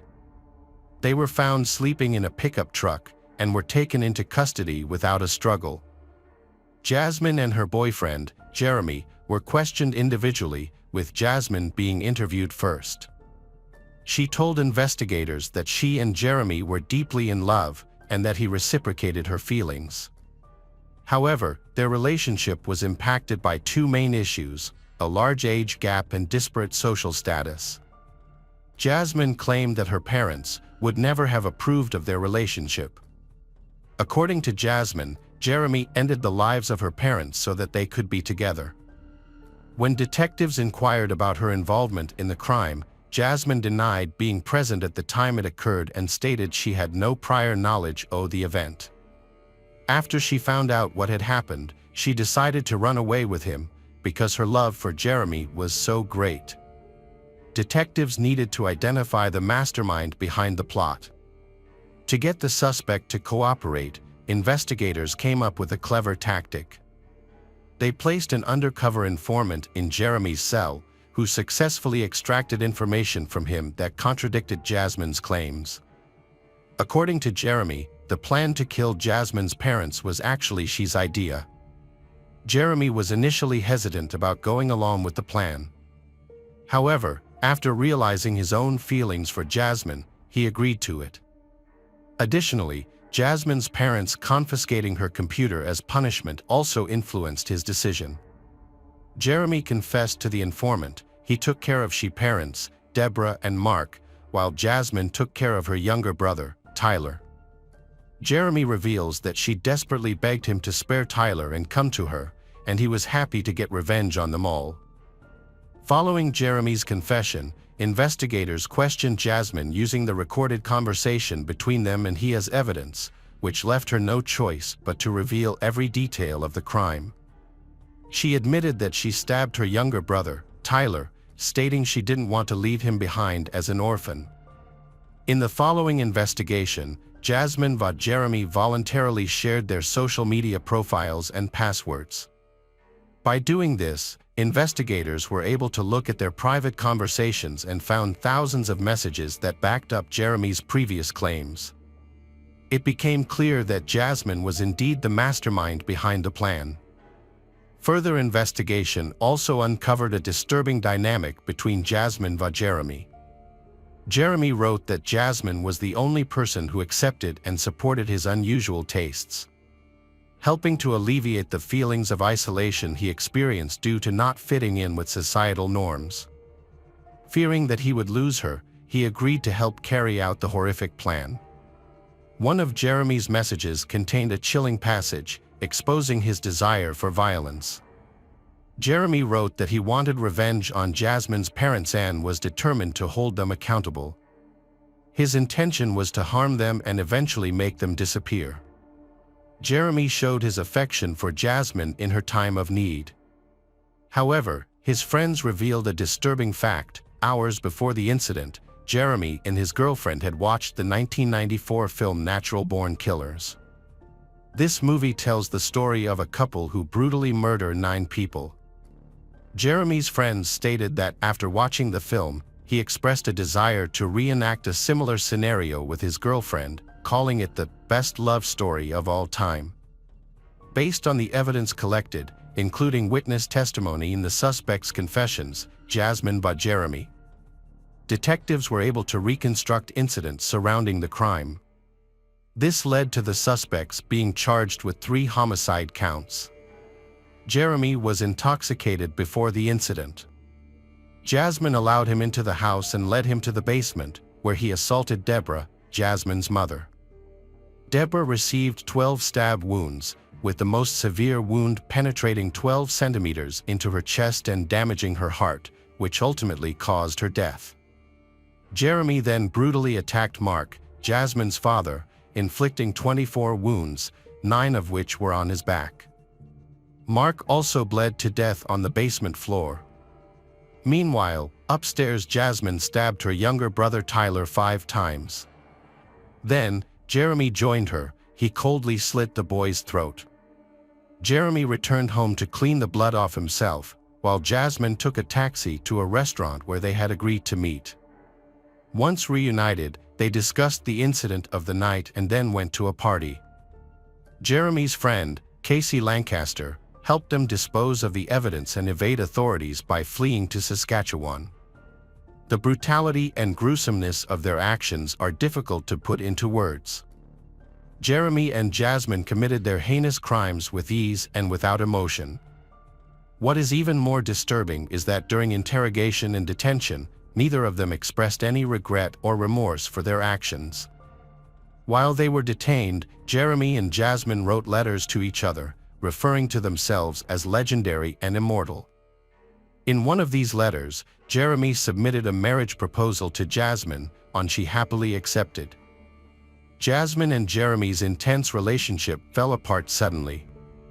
As trial began, they blamed each other for their actions. Jasmine was the first to face trial in June 2007. She entered a not guilty plea, claiming that she was in a trance-like state at the time, which left her unable to intervene or stop Jeremy from killing her family. Jasmine also asserted that she only injured her younger brother, and Jeremy was the one who caused her younger brother's death. She made a statement that her conversations with Jeremy about killing her parents were just hypothetical discussions. But Jeremy took them seriously and pressured her into making them a reality. Jasmine received a 10 years prison sentence for 3 counts of homicide. However, due to Canadian laws regarding juvenile offenders, this was the maximum sentence she could receive as she was under 14 years old at the time of the crime. The primary goal of the sentence was to focus on healing and restoring the girl's mental well-being rather than punishing her. In a 10-prison sentence, including 4 years in a psychiatric facility. During her stay, doctors diagnosed her with 2 conditions: conduct disorder and oppositional defiant disorder. Jasmine showed genuine remorse for her actions in the years leading up to her release, which was noted by medical professionals during her community supervision. After serving her full sentence, Jasmine was released from prison in 2016 and has since been living in Canada under a new, protected identity. Her return to society has been met with mixed opinions, with some people supporting her right to a second chance, while others believe her punishment should have been more severe. The community in Medicine Hat has made it clear they do not want her to return. It remains to be seen whether Jasmine has truly changed and grown during her time in detention. Jeremy's trial began in 2008. He claimed that he had not initially intended to harm his girlfriend's parents, Deborah and Mark. However, after being discovered in a basement, he felt forced to attack. Jeremy denied harming Tyler and instead suggested that Jasmine was the one responsible. His defense argued that Jasmine had deliberately manipulated him into committing the crime, as she sought to escape her parents' strict control. Friends of Jeremy stated that he came to them before the crime. He confided in them his fear of losing Jasmine, to the point where he was willing to do anything to prevent it. Jeremy's lawyers asked the court to reduce the charges to manslaughter, suggesting that he was under the influence of substances at the time of the crime. When questioned by the prosecution about his motives, Jeremy gave an inconsistent response. He stated that when someone finds their soulmate, they will do whatever it takes to keep them. Throughout the trial, Jeremy remained largely unemotional, but broke down in tears when his mother, Jacqueline May, testified in his defense. Jacqueline felt guilty about the role she played in his upbringing, during which he was frequently physically and emotionally abused by her partners. In the end, Jeremy was found guilty of 3 counts of first-degree homicide and received 3 life sentences. He will be eligible for parole in 25 years, starting in 2033. Casey Lancaster's charges related to being an accomplice in a crime have been dismissed in a Medicine Hat court. However, she was found guilty of obstructing justice. As a result, she received a 1-year sentence of house arrest and was prohibited from using drugs and alcohol during her custody. Hello, crime enthusiasts, are you ready for another chilling investigation? The case of Sajini. In December 2002, Thurun Jinaraj and Sajini Krishnan, a newlywed couple, started their life together. Thurun and Sajini's marriage was arranged, but the couple was very happy and were building a life together in their apartment. Thurun, a physical education teacher at a local school and a volleyball coach, his wife, Sajini, worked at a bank. Whenever Thurun went to watch volleyball, he would remind his wife, Sajini, that due to the unsafe burglary situation in the area, Sajini should go to her father's house instead of staying alone in their apartment. Sajini's father lived nearby, so she would go to her father's house whenever Thurun went to watch volleyball. On February 5, 2003, Sajini visited her father's house for the last time. Before leaving, she said that she needed money to fill up her car's gas tank. Sajini's father was surprised and asked if Thurun was taking good care of her. Sajini appeared angry and dismissed her father's concerns, saying, "Dad, there's no such thing." Her short reply made her father feel uncomfortable, thinking that it might just be a minor disagreement between the couple. On February 14, 2003, at 7:30 p.m., Sajini had a phone conversation with her sister that lasted about 15 minutes. 2 hours later, at about 9:30 p.m., Thuran contacted Sajini's father, informing him to come to the hospital immediately because Sajini's condition was critical. Family members rushed to the hospital and found that Sajini had passed away. Thuran was deeply moved and cried loudly. Sajini's cause of death was determined to be strangulation with a scarf. When the police arrived at the scene, Thuran reported that their house had been broken into, jewelry and money had been stolen, and belongings had been thrown around. Initially, the police suspected that the thieves might have killed Sajini when she discovered them. Thuran's emotional state was so shocked that he couldn't stop crying. His pain was too great, and as a result, his condition worsened. He was so distraught that he couldn't even attend Sajini's funeral. Due to his deteriorating condition, Thuran was hospitalized, where his family provided him with emotional support. Meanwhile, the police were working to identify potential suspects by compiling a list of known thieves in the area. On February 16, 2003, 2 days after Sajini's death, Thuran's brother contacted the police, informing them that Thuran had escaped from the hospital. The police were shocked to find that Thuran had escaped from the hospital. Initially, they had assumed that Thuran was completely innocent due to his poor condition, so the police did not assign anyone to closely monitor Thuran while he was in the hospital. However, Thuran's sudden disappearance aroused the police's suspicions. Sajini's family began questioning the police, demanding to know why they had let their guard down and allowed Thuran to escape. As the case attracted widespread media attention, the pressure on the police increased. They immediately launched a thorough search for Thuran. Meanwhile, Thuran's family was also brought in for questioning by the police, but they were released after a few days. Thuran lived with Sajini in an apartment, while the rest of his family lived elsewhere. A massive search operation was launched across the city to find Thuran. The police set up roadblocks at several locations. Despite these efforts, Thuran remained undetected. Pressure from Sajini's family on the police led to the announcement of a large reward for anyone providing information on Thuran's whereabouts. However, even this lucrative offer failed to yield any leads. Police searches were ultimately unsuccessful. It was later revealed that Thuran had been mistreating Sajini since their marriage, motivated by his extramarital affair with another woman. The police eventually tracked down the girl Thuran had been involved with. She told them that on February 16, Thuran had called her and asked her to marry him. However, she had already learned about Sajini's death by then. As a result, she rejected Thuran's proposal outright, telling him she couldn't marry someone suspected of murder. After that, Thuran and the girl lost contact. Nearly 6 years passed without any update on Thuran from the police.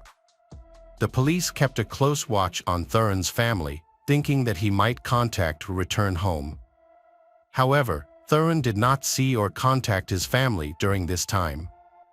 The police discovered that exactly 6 years after the incident, Thuran had visited his parents in another state, but only briefly, as his father had passed away just a day later. Although the police expected Thuran to return for his father's funeral, Thuran did not return. In 2016, a new officer joined the department and reviewed the case file, asking for an update. The police informed him of the current situation, that Thuran's father had passed away, his mother was ill and living in Madhya Pradesh, and his brother lived in Ahmedabad, but there was still no information about Thuran's whereabouts. The police conducted another investigation by discreetly monitoring the area around Thuran's mother's house, looking for any young men who might visit her. Unfortunately, no leads were found. The police then decided to question the girl who had a relationship with Thuran. She reported that she had not had any contact with Thuran since the incident. However, some of her friends had recently mentioned to her that they thought they saw someone who looked like Thuran at a mall in Delhi. The police formed a team to investigate this new information and visited the mall in Delhi. They checked the footage from all the surveillance cameras, but could not find any evidence of Thuran. After receiving multiple reports of sightings of Thuran in various states, the police became increasingly convinced that he was still alive. They therefore launched a thorough investigation by analyzing around 4,000 mobile phone numbers linked to Thuran's family and friends, hoping to uncover a vital clue. Although their search did not yield any significant breakthroughs, the police were determined to find Thuran. They kept a close watch on his mother's phone, scrutinizing her calls to identify her contacts. Thuran's mother received a call on her mobile phone from a landline number in Bengaluru, also known as the Silicon Valley of India. The call originated from the customer care service of a Bengaluru-based Oracle company. This made the police wonder about the connection between Thuran's mother and the Oracle company. The police suspected that Thuran, whom they were looking for, might be working at the Oracle office in Bengaluru. A police team traveled from Ahmedabad to Bengaluru to investigate further. On October 22, 2018, police visited the Oracle office and met the HR department, but police did not disclose the real purpose of their visit. Instead, they informed the HR department that police needed a list of all employees for law and order purposes. The HR department cooperated and provided the police with a complete list of all Oracle employees. In order to avoid being detected by Thuran, the police had to be extremely careful in their approach, as they knew that Thuran would likely escape if he realized that the police were following him. The problem was, Thuran's name was not on the list that Oracle had provided to the police. This made them worry that their efforts might be in vain. However, one name on the list stood out: Parvin Batelli. When the police recalled that Thuran's mother often spoke to Parvin and his wife, Nisha, this connection piqued the police's interest, and they decided to gather more information about Parvin and Nisha in the hope of finding clues about Thuran. The police found it suspicious that Parvin and Nisha were not active on social media, as this is a rare phenomenon in today's digital age, when most people actively share their lives on social media. The police learned that Thuran's mother frequently talked to Parvin Batelli. In addition, Parvin and Nisha had 2 children. The police began to suspect that Parvin Batelli could be Thuran. Therefore, the police began to collect evidence against him. One feature of Thuran's finger during his time as a volleyball coach was a broken and slightly bent finger on his ring hand. On October 23, 2 policemen went to Oracle's customer service office in Bangalore to meet Parvin. When one of the policemen shook hands with Parvin, the policeman immediately recognized Thuran because of the familiar broken finger. The policeman said, "Thuran, your game is over." Upon hearing Thuran's name, Parvin's condition worsened. Thuran's mistake began when his cell phone stopped working, leaving him worried about his mother. Thuran used his office landline instead of a number he could safely use to contact his mother. This last mistake led to his arrest. If he had not used his office landline, the police likely would not have found him. Thuran was taken to Ahmedabad by the police, where he confessed to the crime, admitting to killing his wife Sajini Krishnan. Thuran shared the entire story with the police. After the murder, Thuran proposed to a friend, but was rejected. He then moved to Pune, took up a small job, and met Nisha. Thuran tricked Nisha into believing that he was an orphan with no family, after which the two got married. The couple moved to Bangalore in 2009, where Thuran began working for Oracle. After years of investigation and manhunt, Thuran Jinaraj was finally recaptured in 2019. In March 2021, he was sentenced to life in prison for attempted murder. Hello, crime enthusiasts. Are you ready for another chilling investigation? The case of Jane Hilton. Jane was a familiar face in El Dorado Hills, California. She wrote for the Foothill Times and often reported on local social events. Jane had 6 children, whom she loved dearly and often inspired through her daily poetry. After earning her real estate license, she married Archie Hilton in 1984, but the marriage fell apart in July 1985. Seeking help, Jane approached her former boss, Will McLean, who owned a large house in El Dorado Hills. Will's daughter, Maureen Klein, lived there with her boyfriend. Will's nephew, Ricky Davis, and his girlfriend, Connie Dahl, were also staying in another room in the house. On July 6, 1985, Will invited Jane and his youngest daughter, Autumn Anchor, to live in his house. Will's house was crowded and had a lot of people coming and going. However, Jane and Autumn's first night there would be their last. At 3:30 a.m., Ricky Davis, 20, and his girlfriend Connie Dahl, 19, returned from a party and found Autumn wandering around outside. Autumn said she had been attacked and feared her mother would be angry. The 3 of them then went inside, where they found traces of blood in the hallway. When they entered the first room, which belonged to Ricky's mother, Maureen, the air became quiet. On the bed, they found the bloody body of Jane Hilton. She had stopped breathing. Because Maureen and her boyfriend were away on a camping trip and were not home at the time, Ricky and Connie called 911.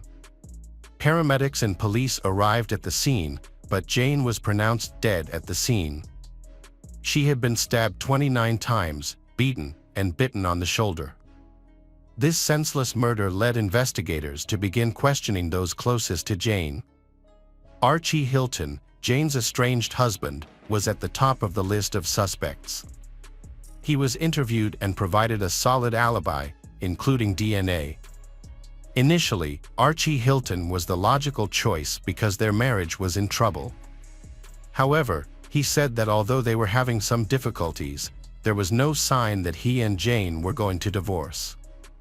When Ricky Davis and Connie Dahl were interviewed, they both said that they came home early in the morning and found Autumn waiting outside. When they entered the house, they found the hallway carpet soaked in blood. The blood trail led them to the master bedroom, where they found Jane lying dead on the bloody mattress. The details and physical evidence in the case were scant, and the potential suspects all had alibis. The case gradually went cold. The cold case was reopened in 1999, and El Dorado County Sheriff's Department detectives Richard Strasser and Rick Fitzgerald were assigned to investigate. After a thorough review of the case file, they focused on a newspaper article about Connie Dahl, Ricky Davis's ex-girlfriend and Jane Hilton's roommate. In the article, Connie described the position of Jane's body when she was found, lying on the bed, as if someone had placed her in her usual sleeping position. However, this testimony contradicted Ricky Davis's earlier statement. Ricky had said on the recording that the body was found on the floor. But at the time, detectives thought they heard Ricky say that, but they weren't sure. Detectives questioned Connie for 3 hours. At first, she stuck to her story. But over the next 18 months, Connie was questioned 4 times. Each time, the detectives used techniques known to increase the likelihood of a false confession. They accused Connie of her role in the murder, and she was threatened with being charged with murder. As a result, Connie cooperated with the detectives, even though she had no actual role in the case. She was convicted of manslaughter and only served 1 year in prison. Detective Strasser and Fitzgerald lied to Connie, telling her that they would use DNA evidence to identify a suspect. In fact, no DNA evidence was collected or tested in this case. Instead, the investigators used crime scene photos and real events, such as the bite mark on Jane's shoulder, to provide information to Connie and guide her to recall events the way they wanted. Over the course of 4 interviews, Connie began to lose control and recall events from the case. However, this also allowed her to create a completely different story about the night of the murder, based on what she remembered and what investigators gave her. Connie Dahl gave conflicting accounts of Jane Hilton's murder. In one interview, she claimed that Autumn Anker was present at the crime scene and was shot. In another interview, she admitted that she may have bitten Jane's shoulder. Connie also claimed that the murder began with an argument between Ricky Davis and Jane, which stemmed from Ricky's desire for Autumn to join them at a party, which Jane refused. Despite changing her story to fit the facts, Connie could not recall the murder weapon or where it was hidden. However, she implicated her ex-boyfriend Ricky Davis in the case, making him the prime suspect. Following Connie's confession, detectives interviewed Ricky Davis and Autumn Anker. Both stuck to their original accounts of the case. The detectives attempted to deceive Ricky by telling him that Autumn had also implicated him in the murder, but he did not change his story. Autumn told the detectives that she had no reason to protect Ricky and would not be swayed by threats of charges. Despite using coercive interrogation techniques, the detectives were unable to get Ricky or Autumn to change their statements. Therefore, they used Connie's confession to arrest Ricky. Connie accepted a plea bargain, agreeing to testify against Ricky in exchange for a reduced sentence. At Ricky's first trial, the jury was unable to reach a verdict, leading to a retrial. However, at his second trial in 2005, the jury found him guilty. During the trial, Connie took the stand and testified against Ricky. She explained that she had wrestled with Jane and accidentally bit her shoulder. Connie then walked out, leaving Ricky alone with Jane. Once outside, she heard Jane screaming, pleading, and gagging as Ricky continued to assault her. Ricky was sentenced to 16 years in prison for second-degree murder, largely based on Connie's testimony. Connie, on the other hand, received a reduced sentence of manslaughter and a one-year sentence in county jail. Unfortunately, she died of a drug overdose in 2014. Despite his conviction, Ricky maintained his innocence. In 2006, he contacted the Northern California Innocence Project, NCIP, for help in proving his innocence.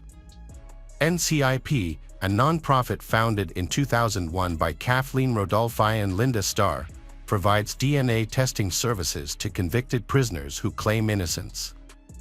Ricky's case was reopened in 2006 after he contacted NCIP. NCIP and the El Dorado County District Attorney's Office worked together to retest DNA from the crime scene. The retesting included Hilton's nightgown and biological material found under her fingernails. The retesting uncovered a DNA profile from an unidentified male.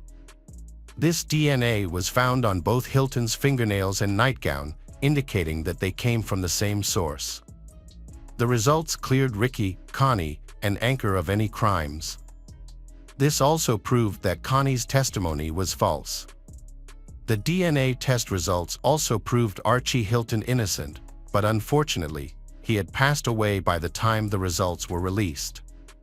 The unidentified DNA profile was entered into the FBI's CODIS database, but no matches were found.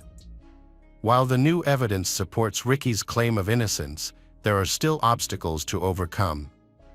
NCIP successfully argued that if the DNA test results had been presented at Ricky's trial, the outcome might have been different. In California, the standard for overturning a conviction typically requires new evidence that clearly establishes innocence. This standard is extremely difficult to meet. An expert on false confessions, Richard Leo, reviewed the transcript of Connie Dahl's interview in 2015. He found that detectives used pressure techniques to force Connie to give a false confession that fit the detectives' preconceived ideas about Jane Hilton's murder. Then, in 2016, the Northern California Innocence Project, NCIP, helped sponsor Senate Bill 1134, which was intended to address these issues. The bill allows wrongfully convicted people like Ricky to prove that new evidence could convince a jury. It was passed in January 2017, after NCIP attorney Melissa O'Connell filed a motion for a new trial based on new DNA evidence. The bill was sponsored by former California State Senator Mark Leno and brings California standards in line with those of 43 other states. In 2019, Superior Court Judge Kenneth Malakian overturned Ricky's 2005 conviction and ordered a new trial. It was originally scheduled to begin in the fall of 2019, but due to the health of his defense attorney, the judge announced the trial would take place in April 2020. However, the trial date changed again. Advances in DNA testing helped Ricky become the first person in California and only the second person in the United States to be exonerated of a crime. A new DNA testing method called genetic genealogy helped achieve this result. Genetic genealogy is a new DNA testing method that involves taking DNA evidence from the crime scene and sending it to genetic companies. These companies then search genealogical databases to find a potential match. In February 2020, the DNA evidence matched a man. In February 2020, El Dorado County District Attorney Vern Pearson announced that a new suspect had been identified in the death of Jane Hilton. The man was identified through DNA evidence collected from the crime scene. Following his arrest, several residents who knew the man revealed his identity to the media. The man is known as Michael Green, a longtime resident of Roseville, California. Michael graduated from Oakmont High School in 1986. According to those who knew him, Michael was a nice and easygoing person. They even described him as very calm and cool. So, a former friend of Michael could not understand why he would commit such a brutal act in El Dorado Hills. Michael was 17 years old at the time of the crime.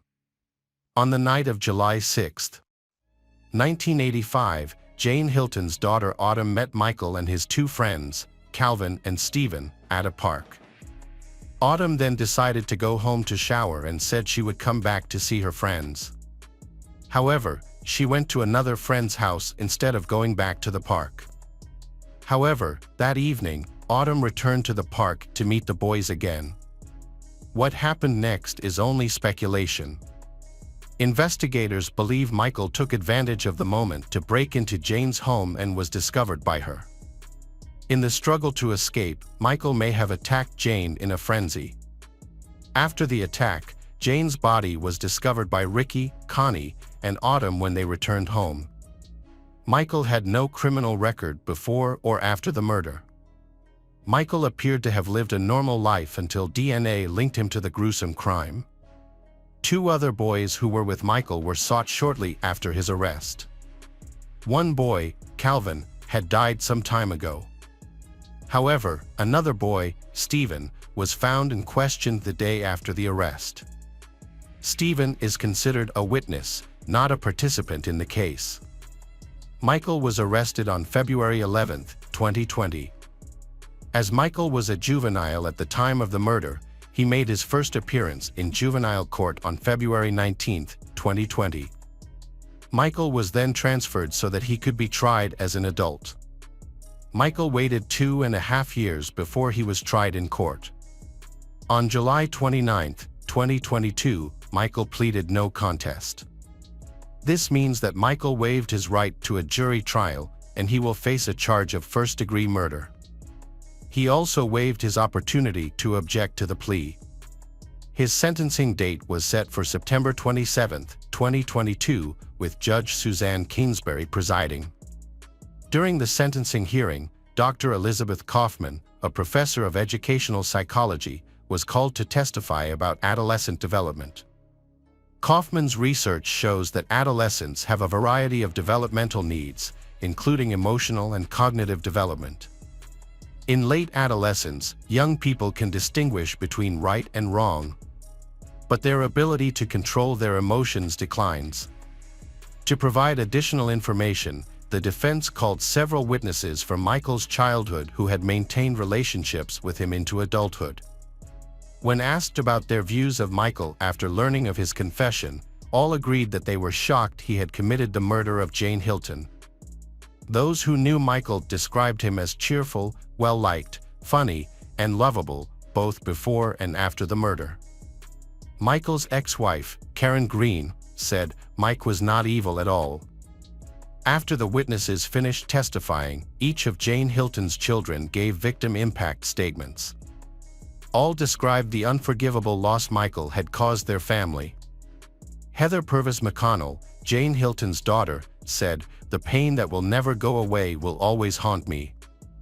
Ardith Brandon, Hilton's fourth child, said, "I loved my mother and I think Michael loved her too. I want to know how he would feel or what he would say to the person who stabbed your mother 29 times. What would you do if you got a call in the early morning to tell you your mother was dead?" Ardith recounted collecting her mother's belongings from the house where she was killed and ended with a powerful statement, "We will always have something in common, regret for the stupid decision you made 37 years ago." Hilton's son, Ian, echoed his sister's sentiments. He went on to explain the hardships the family faced and the constant nightmares they endured, especially after being wrongly blamed for her sister Autumn. As he finished, he broke down in tears and said, "All the words we say will never bring my mother back." Autumn was the last to speak. Her testimony showed real pain as she recounted what she had been through over the past 2 decades. She recounted the day 2 detectives came to her home, telling her they had found the people responsible for her mother's death. She was later accused of biting her mother and helping move her body from the floor to the bed. Autumn said that if she had not sought the help of a lawyer at the time, she doesn't know how far the investigators' intimidation tactics could have gone. Deputy District Attorney Jay Linden read a statement on behalf of the family. In the statement, he questioned Michael about why he killed Jane in such a brutal manner. "You hit her. She had multiple injuries around her head and face. You kicked her in the jaw. You bit her shoulder. Why did you do that?" Linden went on to read a statement expressing that Michael did not just kill Jane, he destroyed many lives in the process. Linden then asked Michael if he thought about Jane and who she was. He pointed out her accomplishments and the love she had for each of her children. In her closing argument, Michael's defense attorney, Margaret Husher, emphasized that Michael was not in control of his actions. Margaret argued that Michael did not realize that his actions were wrong because he was a teenager at the time. This argument was based on expert testimony from Dr. Kaufman. She asked the court to consider a reduced sentence, reading various criminal codes and court rules. However, Judge Kingsbury interjected and stated that the court would not consider granting Michael probation, leaving the defense unable to add any further comment. In response, Linden thanked the court and said that the request for probation was an insult. He said it was like a slap in the face to the victim's family, who had suffered for decades. Linden stated that Michael had gotten away with murder for 37 years and that granting him probation would allow him to get away with more. Judge Kingsbury has heard many arguments about juvenile murder cases. In her 26 years as a judge, she said the murder of Jane Hilton was the most brutal. Before sentencing, Kingsbury asked the victim's family to forgive them for the pain they have endured. She also hoped they would overcome their pain, as that was their mother's wish. Kingsbury encouraged Michael Green to use all the resources available to him in the California Department of Rehabilitation. She said Michael could achieve parole if he used those resources. Kingsbury also said Michael had a great side and that he had a lot to offer. She also said he was young enough to be released and live a productive life.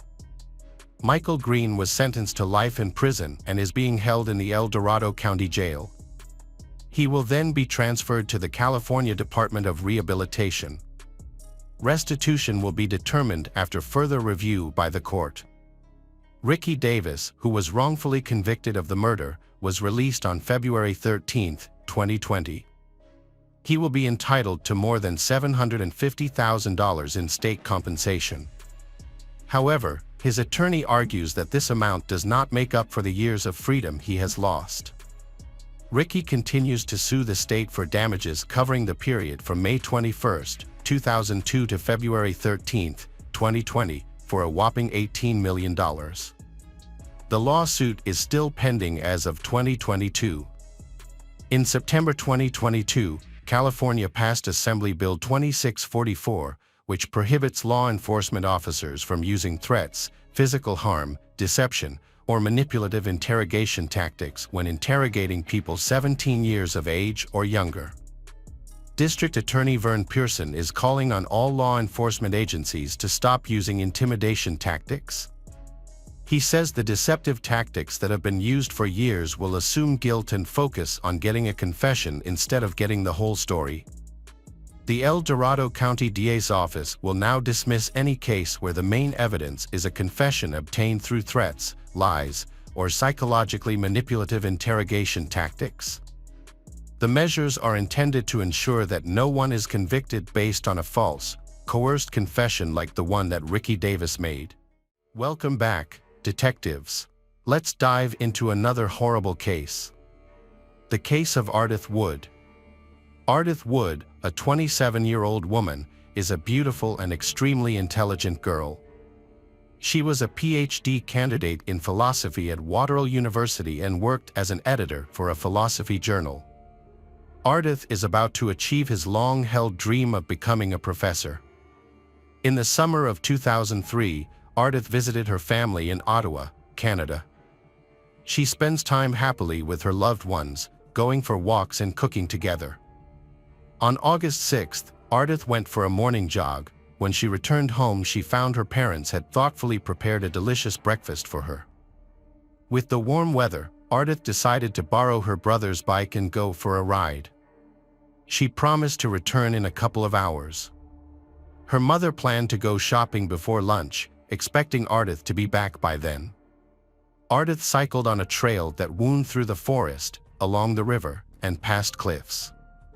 The route was usually peaceful and safe, but on this day, something very bad happened. Ardith failed to return home, leaving her mother worried. A heavy downpour began, adding to the concern. The woman realized her daughter wouldn't be riding her bike in the bad weather, but as time passed and Ardith didn't return, the family began to search for her. They thought she might have fallen off her bike and needed help. Since the city has many bike paths, they weren't sure which one she chose. They had to search the entire town.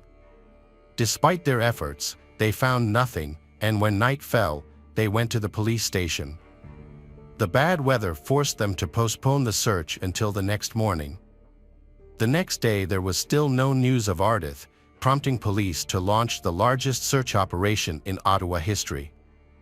The massive search operation involved around 1,000 people, including rescue teams, police officers, dog handlers and trained dogs, helicopters, and a large number of volunteers.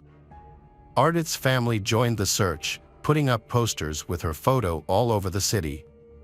However, the first few days showed no progress. The police then asked the public for help. Before long, a local resident called in, saying that on the day Ardith disappeared, she was on the bike path in the forest and saw a suspicious man with a bicycle. A young man with a pleasant appearance, well-dressed but acting suspiciously, was described by the witness. His behavior was frightening, as he had attempted to push a girl off her bike and drag her into the bushes. Fortunately, others arrived on the scene, and the perpetrator fell behind, allowing the girl to escape quickly. Following this incident, the girl no longer felt safe walking or cycling alone. The incident occurred in a Green Creek area, and she suspected the stranger may have also attacked Ardith. The witness was asked to create a composite sketch at the police station. The suspect was described as a light-skinned, dark-haired young man with a beard and glasses, aged 20 to 30 years old. He was athletically built. However, when the sketch was shown to Ardith's family, they did not recognize anyone familiar to Ardith. The sketch's features, such as glasses and a beard, were common at the time, making it difficult to pinpoint a specific individual. The investigators decided not to share Ardith's picture with the media, as they were concerned it would trigger a flood of misleading tips.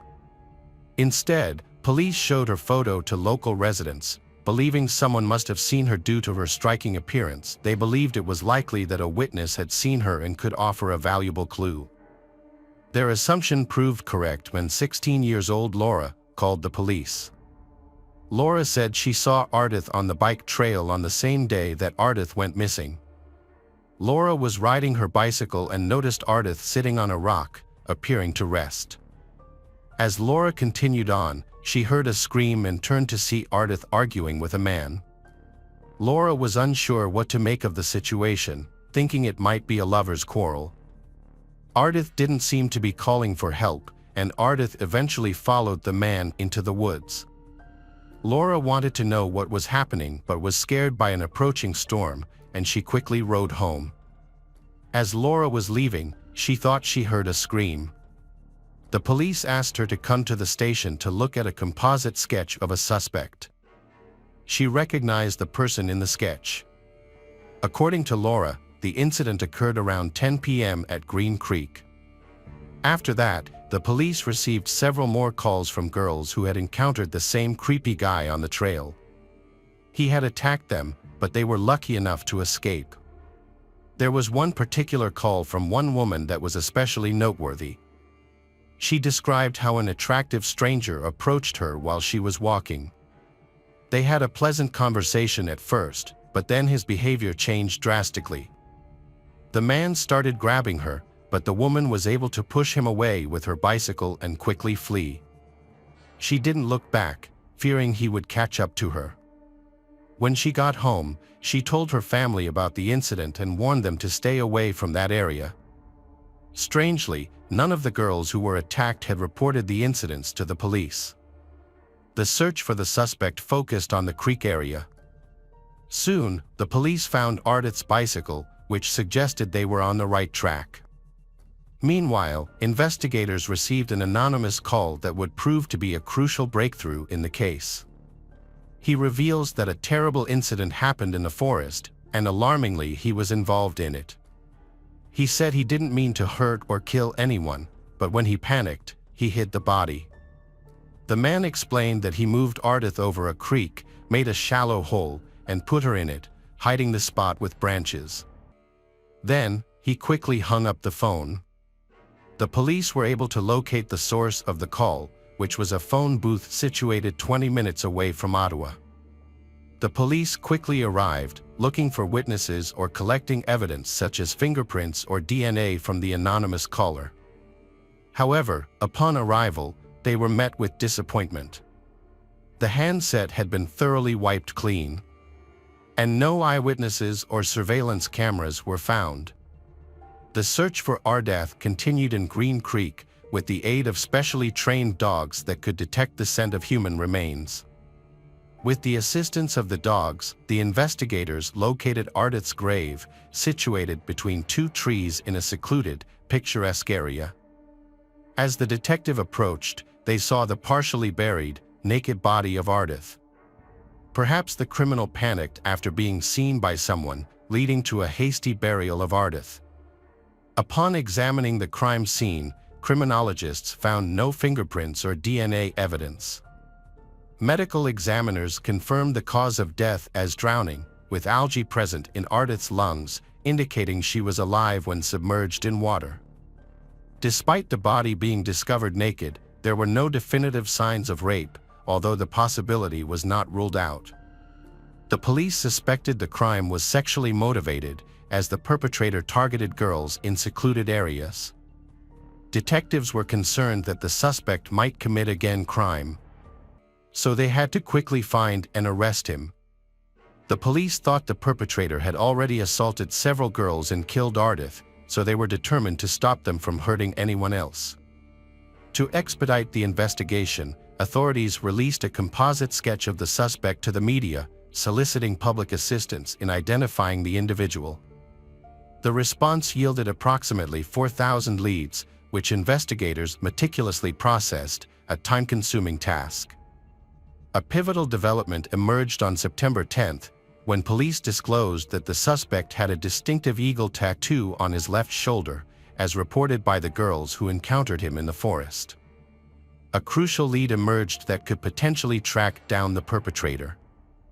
The media released a sketch of the tattoo, lead to several calls to the police from individuals reporting acquaintances with bird tattoos on various body parts.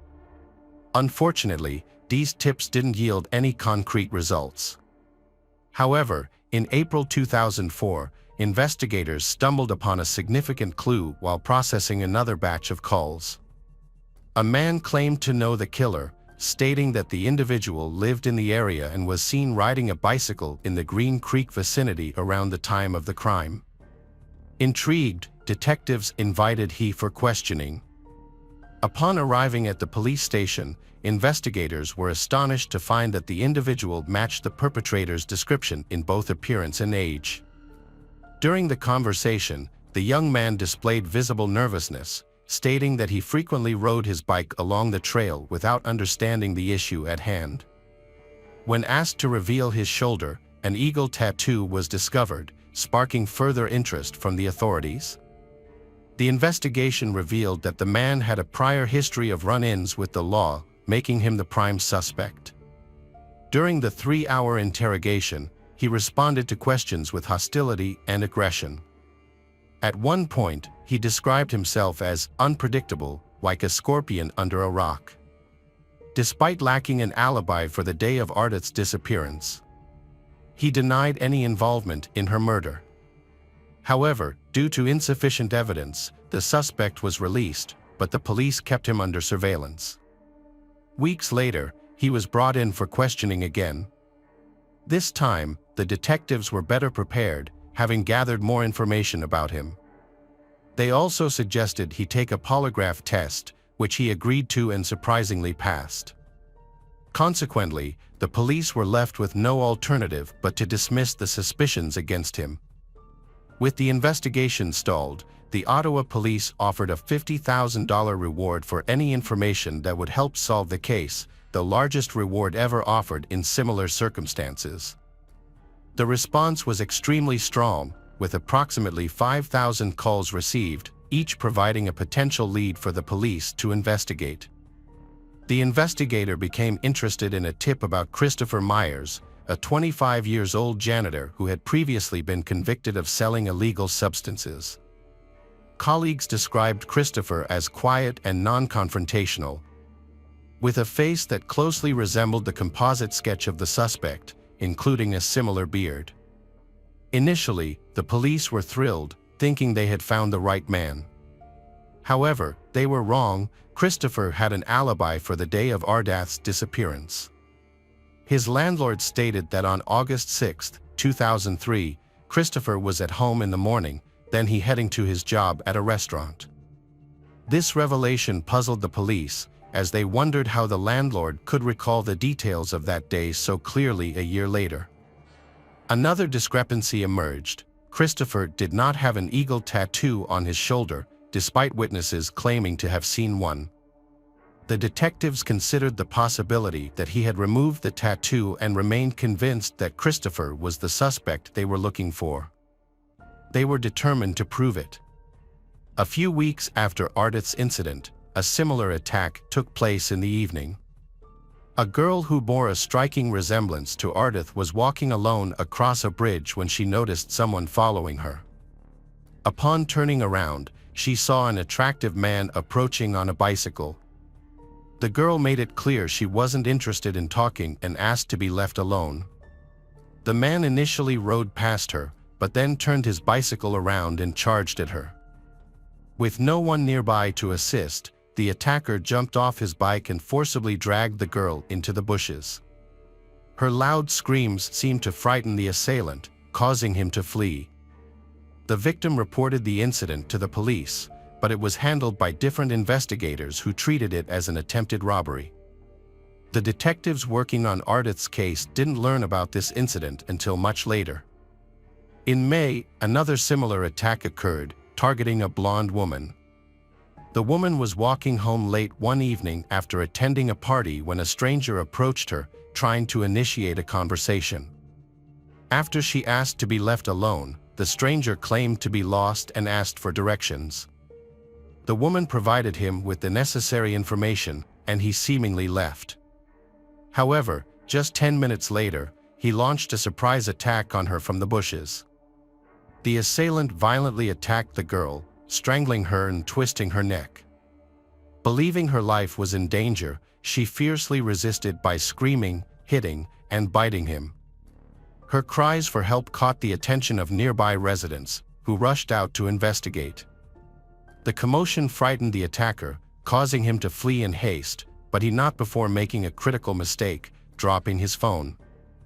Upon investigation, it was discovered that the phone belonged to Christopher Myers. This discovery confirmed the connection between Christopher Myers and a number of cases that shared a similar motif, all targeted blonde girls of similar appearance. When brought in for questioning, Christopher denied any involvement in the murder or other attacks, claiming he had never been to Green Creek or met Ardith. He attributed his behavior to mental health issues and uncontrollable aggression, but insisted he had never physically harmed anyone. Detectives observed that Christopher had crooked teeth and asked him to undergo a polygraph test. The 5-hour test revealed that Christopher was not telling the truth, but he insisted he was innocent, claiming the polygraph results were incorrect. As polygraph results are not admissible as evidence, Christopher to be released. Over the next 5 months, detectives gathered more evidence by interviewing Christopher's acquaintances, including family members, friends, co-workers, and his ex-girlfriend. The investigation found that Christopher had a tough childhood due to growing up in a home plagued by alcoholism. As a result, he developed attention deficit disorder and schizophrenia. Christopher was removed from his biological family and adopted by another couple who showed him love and care. However, his behavioral problems were too difficult to control, and when he was 12 years old, his adoptive parents took him back to the orphanage. As he aged, Christopher appeared to lead a typical life. He graduated from school, attended university, made friends, and lived in a dorm. However, Christopher's roommate thought him strange due to the disturbing stories he shared, which eventually led to him dorm kicked out. An ex-girlfriend revealed that Christopher enjoyed cycling in Ottawa's scenic trails and had a fascination with tattoos, notably one of an eagle on his left shoulder. A sketch of the tattoo was shown to the ex-girlfriend. She confirmed its resemblance to the one Christopher had. On October 13, 2005, Christopher was called in for questioning. The interrogation took place in a small room, with burly men who positioned their chairs close to Christopher, exerting significant psychological pressure. The investigators began with a straightforward assertion: "We know you are responsible for Ardith's death." Christopher gave a vague response initially. 3 hours later, he began testifying, but his account was confusing and inconsistent. He admitted to being in Green Creek on the day of the incident, where he met Ardith. He was drawn to her beauty and tried to get to know her. He started by complimenting her and chatting, then invited her into the woods, and she agreed. In the woods, Christopher claimed he hugged and kissed her, but she pulled away, Ardith apparently not enjoying his advances. Ardith tried to run but fell into the creek. Christopher claimed he tried to save her but was unsuccessful. His actions after the incident, however, raised suspicions. He pulled her body from the water, undressed her, and buried her. When faced with a murder charge, Christopher immediately retracted his statement, claiming he had never met Ardith and his testimony was based on information gathered from the press. Christopher eventually confessed to the murder, providing a map of the trails in Green Creek where he encountered Ardith. He also identified another individual, likely 16 years old Laura, who witnessed him with Ardith in the forest. Laura confirmed that Christopher was the man she saw at the time. On October 20, 2005, Christopher was arrested. Initially, he agreed to recreate the incidents at the crime scene but later claimed it was not the correct location. Despite the evidence matching, Christopher's unstable mental state led to inconsistent testimony, and he confessed to additional attacks on girls, resulting in further charges. During the trial, Christopher's lawyer portrayed him as a troubled young man. Initially, Christopher denied his previous confessions but later decided to plead guilty on January 8, 2008, following his defense attorney's advice. 5 years after the murder, Christopher admitted to the crime but refused to provide motives or details. He also confessed to the other attacks. The prosecution argued that Christopher's presence on the forest trail that day was not coincidental. Instead, he was deliberately stalking potential victims, much like a hunter. He had already assaulted several girls who managed to escape. It is thought that Christopher's intention was to sexually assault someone. Ardith happened to match his desired victim type, being a blonde woman he found attractive. Christopher tried to start a conversation with Ardith, but things got worse, and an argument broke out between them. Laura happened to be riding by, overheard their altercation. The killer tricked Ardith into going into the woods, where he attacked and tried to rape her. To escape, Ardith ran and jumped into the creek. However, Christopher caught up to her and drowned her, then buried her body. Ardith's parents supported the prosecution's account, stating that their daughter was a strong swimmer and couldn't have accidentally drowned in the creek. They believed Christopher had intentionally killed Ardith, but they couldn't understand why Ardith had followed him into the wood. As part of a plea deal, Christopher admitted to second-degree murder and was sentenced to life in prison with the possibility of parole after 10 years.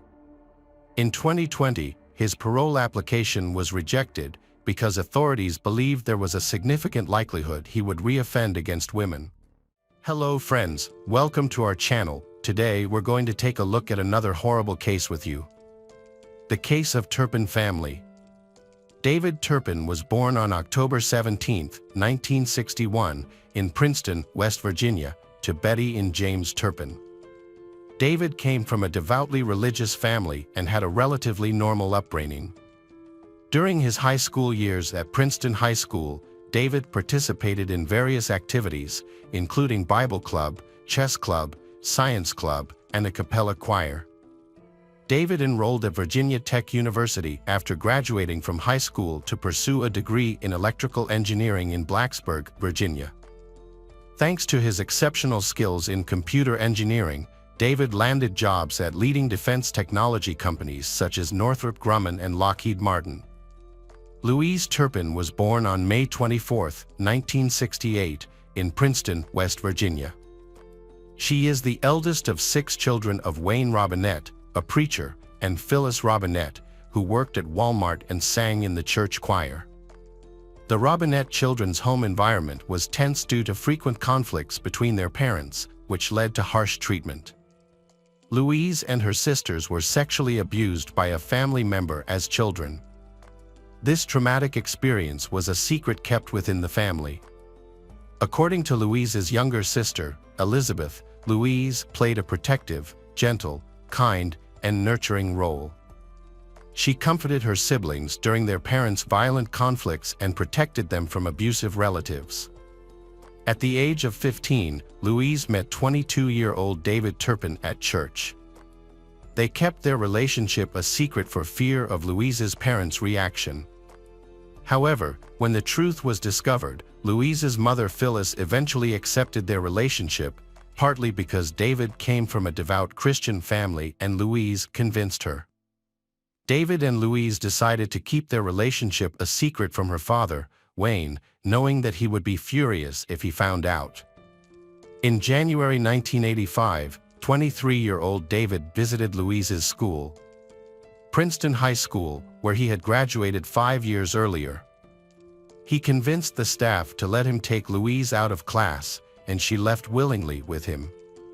They began their journey south, planning to elope. When Louise's parents discovered she was missing, they called the police. Before the police could catch up with them, the couple headed to Texas, where they planned to secretly marry. However, when they were stopped, they agreed to return to West Virginia. When they returned home, Wayne and Phyllis's reactions were surprisingly calm. Initially, Wayne was angry with Phyllis for allowing their daughter, Louise, to date David. However, when he saw how much they loved each other, he realized that it would be difficult to separate them.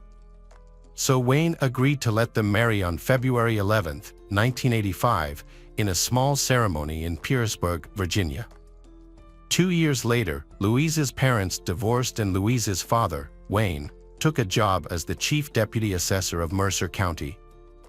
After marrying David, Louise began to live more independently and freely. Louise was happy with her new life. In 1988, Louise gave birth to her first daughter, and 18 months later, their second child was born. David was then transferred to General Dynamics, and his family moved to Fort Worth, Texas. They settled in a modern neighborhood called Meadow Creek. Louise's family lived a lavish lifestyle thanks to David's high-paying job. Louise, eager to show off her family's newfound wealth, invited relatives from West Virginia to visit. Having grown up on a tight budget, Louise was happy to show off her current success. To make their visit comfortable, David and Louise paid all the expenses. The Louises welcomed a baby boy in 1991, bringing them even more joy. However, by 1992, the Louises were in debt. Despite their financial struggles, they continued to live a lavish lifestyle. In 1993, Louise became pregnant with her fourth child, a girl. In 1994, Louise's oldest daughter started first grade at Meadow Creek Elementary School. She looked neglected, with greasy, unkempt hair, dirty clothes, and poor hygiene. Her appearance made her the target of teasing by her classmates. In 1995, Louise's family welcomed a fifth child, a boy. Louise's family seemed carefree despite their financial difficulties and continued to splurge on luxuries, treating relatives to expensive meals. When Louise's younger sister Elizabeth joined them on their 1996 vacation in Fort Worth, they stopped at a casino in Louisiana on the way. While at the casino, Louise asked Elizabeth to babysit the children so she and David could gamble. They asked Elizabeth not to tell anyone about this, knowing that it was against their Christian values. During this visit, David and Louise's gambling led to losses. Tensions became apparent when David claimed that Louise had a serious gambling addiction and blamed Louise for their financial difficulties. While staying with Louise's family, Elizabeth was shocked by the family's disturbing behavior. David and Louise did not show much affection for their children and tightly controlled every aspect of their lives. Elizabeth was particularly concerned about David's behavior, as he often invaded Elizabeth's privacy by entering the bathroom while she was showering, making her feel uncomfortable and insecure. In May 1997, the Tuppins had their fifth child. By September of that year, concerns about their eldest daughter and the possible signs of sexual abuse began to grow. In 1998, the family had a sixth child. Although David had a well-paying job, the family's financial situation worsened due to their frequent gambling, which caused significant financial strain. In the spring of 1999, the eldest daughter dropped out of school, as did the other children. Louise and David announced that they were homeschooling their children. In late 1998, the bank foreclosed on the family's home in Fort Worth, so Louise and David moved to Rio Vista, Texas, a less populated area. The new home that Louise and David had in Rio Vista was in serious disrepair when they moved in. It was dirty, stained, and smelled bad. Before moving into the Rio Vista home, the Louises had their seventh child. Over the next 6 years, the family added 5 more children. Over time, the parents, David and Louise Turpin, became increasingly irresponsible and abusive. They physically harmed their children, beating, choking, and whipping them with belts, often for trivial reasons such as not letting them go to the bathroom. The children were also severely neglected in terms of personal hygiene, with some only bathing once a year. Despite purchasing nutritious food, David and Louise often withheld food from their children, forcing them to starve. The parents would tease their children by leaving uneaten meals in plain sight. Instead, the children were fed cheap frozen meals, resulting in severe malnutrition. This neglect was evident in the children's slow development, pale skin, and youthful appearances that did not match their actual ages. In 2004, Louise's family moved to a nicer trailer, leaving behind their old home in Rio Vista, which had become uninhabitable due to years of neglect, garbage accumulation, and rodent infestation. In 2008, Louise Turpin, then 40, had a shocking conversation with her sister Teresa. Louise revealed that she and her husband David had abandoned their Christian education and stopped attending church. Instead, they had become interested in Satanism and used Ouija boards. Louise also confessed that she and David had engaged in wife swapping, a lifestyle that involved having sex with other couples they met online. What was even more disturbing was that they often left their younger children at home, in the care of their older siblings, while they went out to meet strangers they had met online. This drastic change in Louise, who had always been caring and responsible, worried her older sister Teresa. Despite their financial struggles, Louise's family often went to Disneyland in matching outfits, taking lots of happy photos. Louise made sure to send these photos to her family and her parents. The only indication to Louise's family that the children were okay was through these photos, which showed them appearing happy despite being very thin. In 2014, Louise's family moved to Paris, California, about 20 miles north of Murrieta. By this time, the child abuse had reached an extremely violent level. David and Louise had tied their children to their beds with ropes. If the children tried to escape, the ropes were replaced with chains and locks. The children were locked in the room for around 20 hours a day, forced to endure the stench that permeated the air. In 2015, the family welcomed their 13th and final child. Soon after, the family traveled to Las Vegas to celebrate David and Louise's 30th wedding anniversary. Faced with the horrors of their living conditions, Louise and David's 17-year-old daughter made the brave decision to seek help by reporting the abuse to the police. She climbed out of the window and quickly called the police on the phone. During a tense 20-minute 911 call, she detailed the deplorable living conditions and the countless abuses she and her siblings endured. With photographs of their desperate situation as evidence, she waited for the police to arrive. When police arrived at the scene, they witnessed a horrifying scene: a severely malnourished girl who appeared to be about 10 years old. The girl led police to the front door, where they found Louise.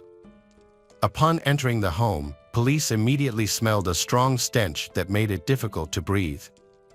Despite the strong odor, police continued to investigate and made a horrifying discovery: 3 younger children chained to beds. The home was in a state of extreme disarray, with trash and dirt covering the floor because there was no toilet access. Police quickly took the younger children to Riverside University Medical Center for evaluation and care, while the older children were taken to Corona Regional Medical Center. David and Louise Turpin were arrested on January 14, 2018, for child abuse and torture. Within 4 days, they faced multiple charges. Each of them was charged with 12 counts of torture, 7 counts of abuse, 6 counts of child abuse and neglect, and 12 counts of false imprisonment. David Turpin also faces a separate charge of lewd conduct with a child under 14. Among their children, a 2-year-old child showed no obvious signs of abuse. In addition to being abused, the children were treated extremely cruelly by their parents. They suffered severe physical abuse that resulted in neurological damage. The children of Louise and David lacked basic life skills and knowledge. Although their parents, David and Louise Turpin, bought them toys, the children were not allowed to play with them.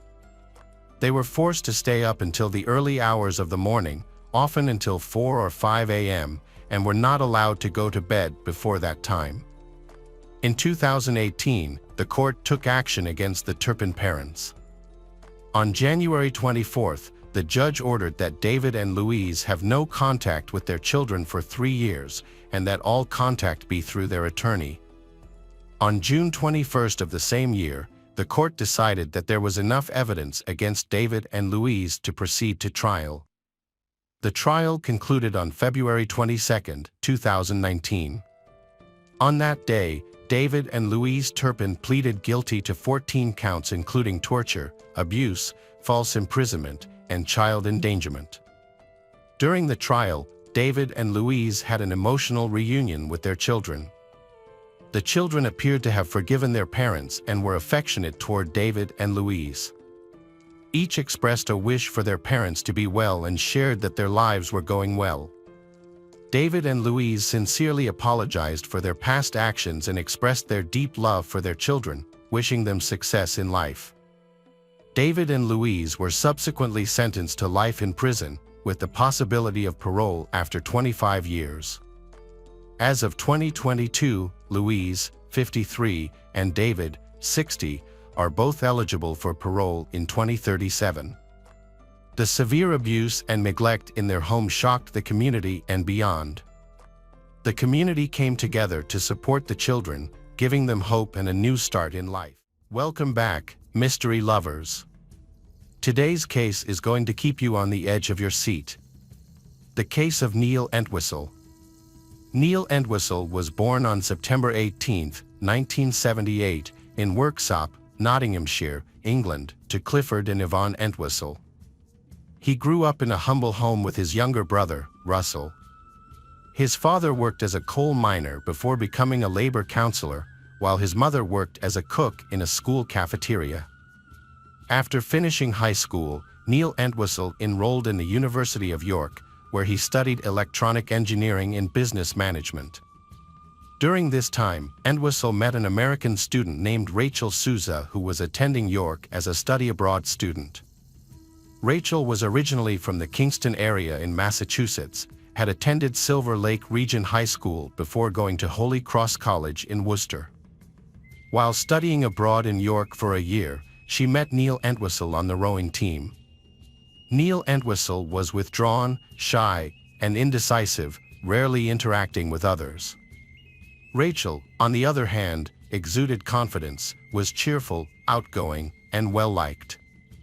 Her American roots brought an undeniable charm to her personality, and Rachel was well received by the other members of the rowing team. Over time, Neil Entwistle and Rachel found themselves drawn to each other, eventually spending more and more time together. Benjamin Pryor, a close friend of Neil Entwistle and Rachel's since college, said the couple were very understanding, affectionate and caring towards each other. While Neil Entwistle worked at a defense and security technology company based in Malvern, Worcestershire, Rachel pursued a career in education after completing her studies in 2002. Rachel took up a teaching role in English, drama and theater studies at St. Augustine's Catholic High School in Redditch, nurturing young minds through the arts. In a post on Friends Reunited in June 2003, Neil Entwistle happily shared about his upcoming marriage to Rachel.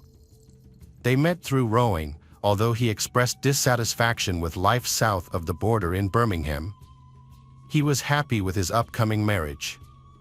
In August 2003, Neil Entwistle and Rachel got married in two ceremonies, one in Plymouth, UK, and the other in Massachusetts, USA.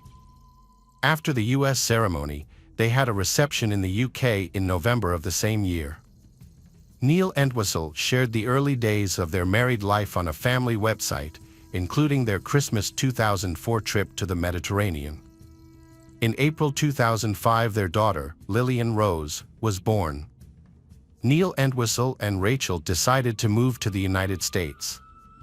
They initially lived with Rachel's mother and stepfather in Carver, Massachusetts, until they purchased their own home in Hopkinton on January 12, 2006.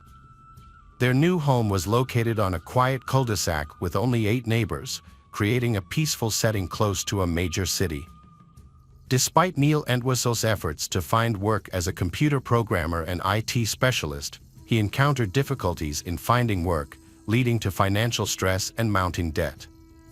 To ease the financial burden, Neil Entwistle turned to selling PC parts on eBay. However, his business was affected by customer complaints about undelivered orders, forcing eBay to investigate fraud. An investigation into Neil Entwistle's eBay activities uncovered that he was using multiple accounts under different names. Further investigation revealed that Neil Entwistle was involved in running a website called millimaker.co.uk. This website promoted a get-rich-quick scheme that promised to help people in the adult entertainment industry make a guaranteed $6,000 per month within 6 months. The website also claimed to offer 24/7 assistance. However, these claims ultimately led to the website being shut down. Neil Entwistle used online platforms to find sexual partners. He visited several websites to pursue relationships looking for sexual partners. On Adult Friend Finder, Neil Entwistle created a profile and emailed several women expressing his interest in meeting sexual partners. An investigation found incriminating evidence on Neil Entwistle's laptop. In his profile, Neil Entwistle stated that he was interested in meeting American women of different ages. Neil Entwistle also mentioned that he wanted to confirm whether American women were better in bed than women from other countries. Neil Entwistle's profile indicated that he was looking for a specific type of casual relationship and was open to meeting people with similar interests. Testimony at the trial revealed Neil Entwistle had continued his interest in escort services up to January 18, 2006. Online searches he conducted on Google included Blonde Bay Escort Service, Sex Escort Services Westboro, and Escort in Worcester. In their defense, Neil Entwistle's lawyers claimed that his wife, Rachel, was dissatisfied with their sex life. However, when reviewing Neil Entwistle's internet search history, it is revealed that Neil Entwistle had much darker motives than seeking out prostitutes and seeking relationships with other women. During this time, Neil Entwistle visited his father-in-law, Joe Matarazzo, in Carver, Massachusetts. Joe Matarazzo, a member of the Old Colony Sporting Club, had previously taught Neil Entwistle how to shoot. Neil Entwistle also had a .22 caliber revolver with Joe Matarazzo's family. However, on this occasion, Neil Entwistle planned to steal a gun from Joe Matarazzo's family. Neil Entwistle went to his in-laws' home, found a hidden gun, and took it back to his house in Hopkinton. Once home, he secretly hid the firearm, waiting for the right moment to carry out a violent act against his family. On January 20, 2006, Neil Entwistle entered the master bedroom of his home, where his wife, Rachel, and their 9-month-old daughter, Lillian, were sleeping in their new bed. Neil Entwistle shot Rachel in the head, and then shot Lillian, who was lying next to her. The bullet passed through Lillian's body and also hit Rachel in the left chest. Later that day, Neil Entwistle returned to Carver with the uncleaned weapon. He would later claim that he had gone shopping at Staples on that Friday and discovered his family dead when he got home. After leaving Carver, Neil Entwistle drove to Boston's Logan Airport on the evening of January 20, 2006. At the airport, he made 2 successful ATM withdrawals totaling $800, but 3 additional attempts to withdraw $420 were declined. The next day, January 21, 2006, Neil Entwistle bought a one-way ticket to London without checking any luggage. He boarded a British Airways flight that departed Boston at 8:15 p.m. that evening.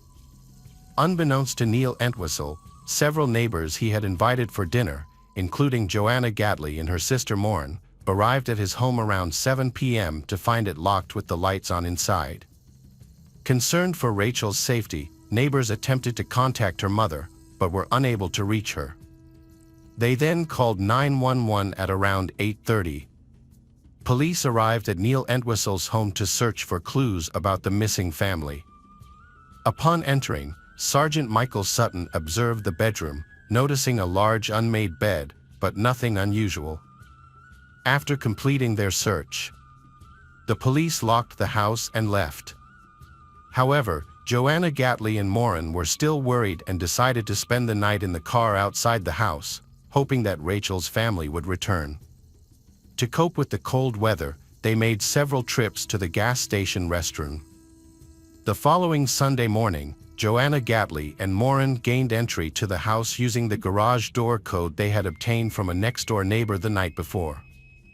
Inside, Joanna Gatley and Morin discovered dishes and leftover food in the kitchen, indicating that the family had just finished eating. The bathtub was still full of water, indicating that the couple had bathed their infant daughter. They proceeded to the master bedroom, then to Lillian's bathroom, where classical music was playing, and finally checked the living room. Rachel's mother and stepfather then arrived at Rachel's house, and together they searched around the house. After assessing the situation, they decided to report the family missing to the Hopkinton Police Department. The police arrived at Rachel's house. Sergeant Sutton entered the basement and detected a foul odor. He followed the stench into the house to the master bedroom, where he found the bodies of Rachel and her infant child, Lillian. The mother's body was lying on a bed, covered in clothes. Rachel had her arms spread across Lillian's chest, both of them wearing pajamas. Autopsy results showed that Rachel died from a gunshot wound to the head, while Lillian was shot in the torso. DNA evidence was also found on the barrel of the gun and on the butt of the gun, belonging to Neil Entwistle. About 36 hours after returning to England, Neil Entwistle visited his parents, Cliff and Yvonne. He told them that he had been driving around and had spent the previous night in a hotel. During this visit, Neil Entwistle revealed to his parents that he had discovered the bodies of his wife and daughter. On January 23, 2006, Neil Entwistle had a 2-hour telephone conversation with Hopkinton Police, which was recorded.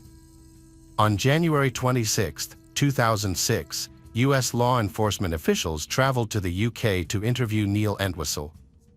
The next day, after consulting with a lawyer at the U.S. Embassy in London, Neil Entwistle chose not to cooperate with the American detectives. Meanwhile, Rachel and her daughter Lillian were buried in Evergreen Cemetery in Kingston, Massachusetts, under the surname Souza, sharing a single grave. With around 500 people attending the funeral to pay their respects. However, Neil Entwistle was absent from the ceremony, and Neil Entwistle's name was not mentioned in the proceedings or inscribed on the headstone. Despite this, Neil Entwistle sent a bouquet of flowers, consisting of an orange rose and a white lily, with a note that read, "My orange roses and lilies forever, signed Sakoko." After returning to the UK, Neil Entwistle resumed his normal life in February 2006. However, the media continued to gather outside his parents' home in Worksop. Neil Entwistle went to Notting Hill for dinner with his old crew from York University, followed by a trip to the cinema. Just a week after the funeral, on February 8, 2006, the Middlesex County District Attorney's Office issued an arrest warrant for Neil Entwistle. The following day, February 9, 2006, Neil Entwistle was arrested by police at Royal Oak Station as he was about to board a train. Neil Entwistle was returned to the United States on February 15 and appeared in court, where he was denied bail and held at the Middlesex County Jail in Cambridge, Massachusetts. On March 28, 2006, Neil Entwistle was formally charged with murder and illegal possession of a firearm and ammunition. Neil Entwistle pleaded not guilty despite the charges against him. Almost a year after the incident, in December 2006, authorities at Middlesex County Jail found letters Neil Entwistle had written to his parents and lawyers. These letters showed that Neil Entwistle was depressed and might be thinking about killing himself. As a result, he was moved to Bridgewater Hospital for a psychiatric evaluation before being sent back to Middlesex County. Forensic psychiatrist Christopher Cordes believed that Neil Entwistle's behavior was caused by Asperger's syndrome, a view that was shared by Dr. David Holmes.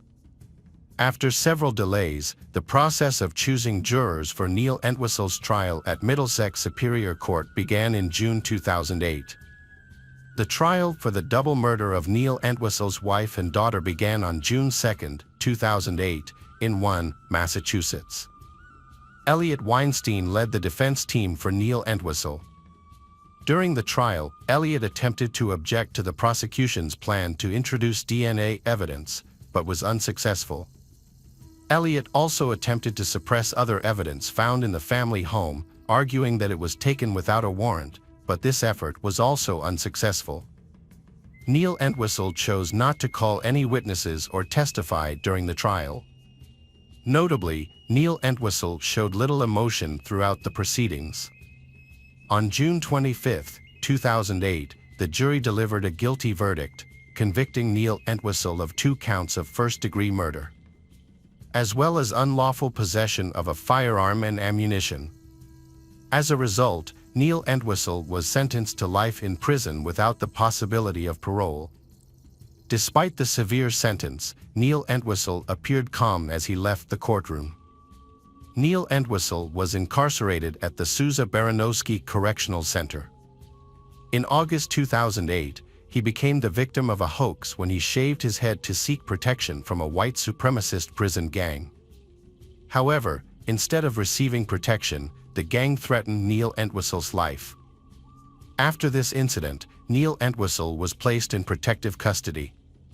He was then transferred to the Old Colony Correctional Center, a prison located in Bridgewater, Massachusetts, in December. The tragic death of Rachel and her infant daughter has left a lasting legacy of grief for the family and those who loved them. In the face of this tragic loss, the community has come together to support and comfort the grieving family. Welcome back, detectives. Let's dive into another horrible case. The case of Laci Peterson. Laci Peterson was born on May 4, 1975, to Sharon and Dennis. However, her parents' marriage was short-lived, and they divorced when Laci and her older brother Brent were still young. Following the divorce, Laci's life changed with the introduction of her stepfather, Ron. As a dairy farmer, Ron became a significant influence in Laci's life, serving as a father figure and helping to raise her. Laci was a bright and cheerful person, known for her captivating smile and lively personality. She was a social butterfly, always eager to engage in conversations and thrive in social situations. Laci growing up on a dairy farm, Laci has a strong connection to nature. She spends a lot of time exploring and enjoying the natural beauty around her. One of her favorite activities was gardening with her mother. This shared hobby would eventually shape Laci's interests and career path as an adult. Laci was a student at Thomas Downey High School, where she was a cheerleader and made a lasting impression with her outgoing personality. After graduating, she attended California Polytechnic University, where she studied ornamental horticulture. During her time at Cal Poly, Laci would often visit a friend who worked at a restaurant in Morro Bay. It was there that she met Scott Peterson, a co-worker of her friend's. Laci was immediately attracted to Scott and decided to take the initiative by giving him her phone number. Scott quickly responded, and they had an instant connection during their first conversation. They were eager to meet in person, and Scott asked Laci out on a date. Their first date was a deep-sea fishing trip, but it didn't go as smoothly as they had hoped. Laci became seasick during the outing, which put a damper on their initial encounter. Laci and Scott's relationship continued to blossom despite a rocky start. As they grew closer, they decided to take a significant step and move in together. Before meeting Laci, Scott had aspirations of becoming a professional golfer. But as their relationship deepened, his priorities shifted, and he chose to focus on a career in business instead. After Laci graduated from Cal Poly in 1997, Scott graduated the following year. Their graduation marked the beginning of an exciting new chapter in their lives. They married on August 9, 1997, in a beautiful ceremony at a resort in San Luis Obispo County's Ayala Valley. Surrounded by friends and family, they exchanged vows and celebrated their love. Following their wedding, Laci and Scott embarked on a new venture together, opening a sports bar called The Shack in San Luis Obispo, California. Although business was initially slow, they persevered, and over time, they began to attract a steady stream of customers. Weekends at the Shack were always packed. After many years of success, Lacey and Scott made the difficult decision to sell the bar in 2000. Although the bar was a good source of income, they felt it was time to move on and explore new opportunities. After weighing their options, they sold the Shack and moved to Lacey's hometown of Modesto, California. In October 2000, Lacey and Scott bought a 3-bedroom, 2-bath home in a desirable neighborhood. After the move, Lacey took a part-time job as a substitute teacher, while Scott worked for a European fertilizer company called Branch. Lacey and Scott's life was thriving, with Lacey excelling in domestic duties, making their home warm and inviting. In 2002, they received the wonderful news that they were going to have a baby, with the due date set for February 10, 2003. They was overjoyed to discover they were having a boy and had already chosen the name Connor. Their happiness was short-lived, however. On December 24, 2002, Scott departed for a fishing trip at the Berkeley Marina, leaving Lacey behind at 9:30 a.m. Scott noticed Lacey was missing after he finished showering. He had previously been fishing and had showered and washed his clothes as soon as he got home. When he couldn't find Lacey, he became worried and contacted her mother and stepfather, Sharon and Ron. However, neither of them had heard from her all day. As the hours passed and Lacey remained missing, Scott and Sharon decided to file a missing persons report with the police around 6 p.m. They stressed to the police the urgency of the situation, explaining that Lacey was 7 months pregnant with their unborn son, Connor. The police began questioning Scott about his activities on the day of Lacey's disappearance. According to Scott, he had gone fishing at the Berkeley Marina, which is about 90 miles from their home in Modesto. However, the police had suspicions of foul play in Lacey's disappearance from the very beginning of their investigation. During the initial search for Lacey, the police were not suspicious of her disappearance. Lacey's family publicly defended her husband Scott, as they had seemed perfect. However, as the investigation continued, police interest in Scott grew. Nearly a month after Lacey's disappearance, a shocking discovery was made about Scott. Investigators discovered that while married to Lacey, Scott had been cheating on Lacey, having a long-term affair with a woman named Amber Fry. Amber Fry first contacted police on December 30, 2002. She told them that she had been having an affair with Scott Peterson, Lacey's missing husband. Amber claimed that she had met Scott on November 20, 2002, and initially believed that he was single. However, Scott had told Amber just 2 weeks before Lacey's disappearance that he was a widower, suggesting he would be spending his first holiday season without his wife. This revelation raised suspicions among the police, who wondered if Scott had already planned to murder his pregnant wife. To gather evidence, the police asked Amber to call Scott while being recorded, hoping to capture a potential confession. The police also informed Lacey's family about Scott's infidelity. After learning about Scott's infidelity, Lacey's family publicly withdrew their support for him.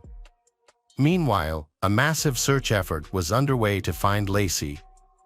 The search was a collaborative effort between law enforcement, Lacey's loved ones, and hundreds of volunteers.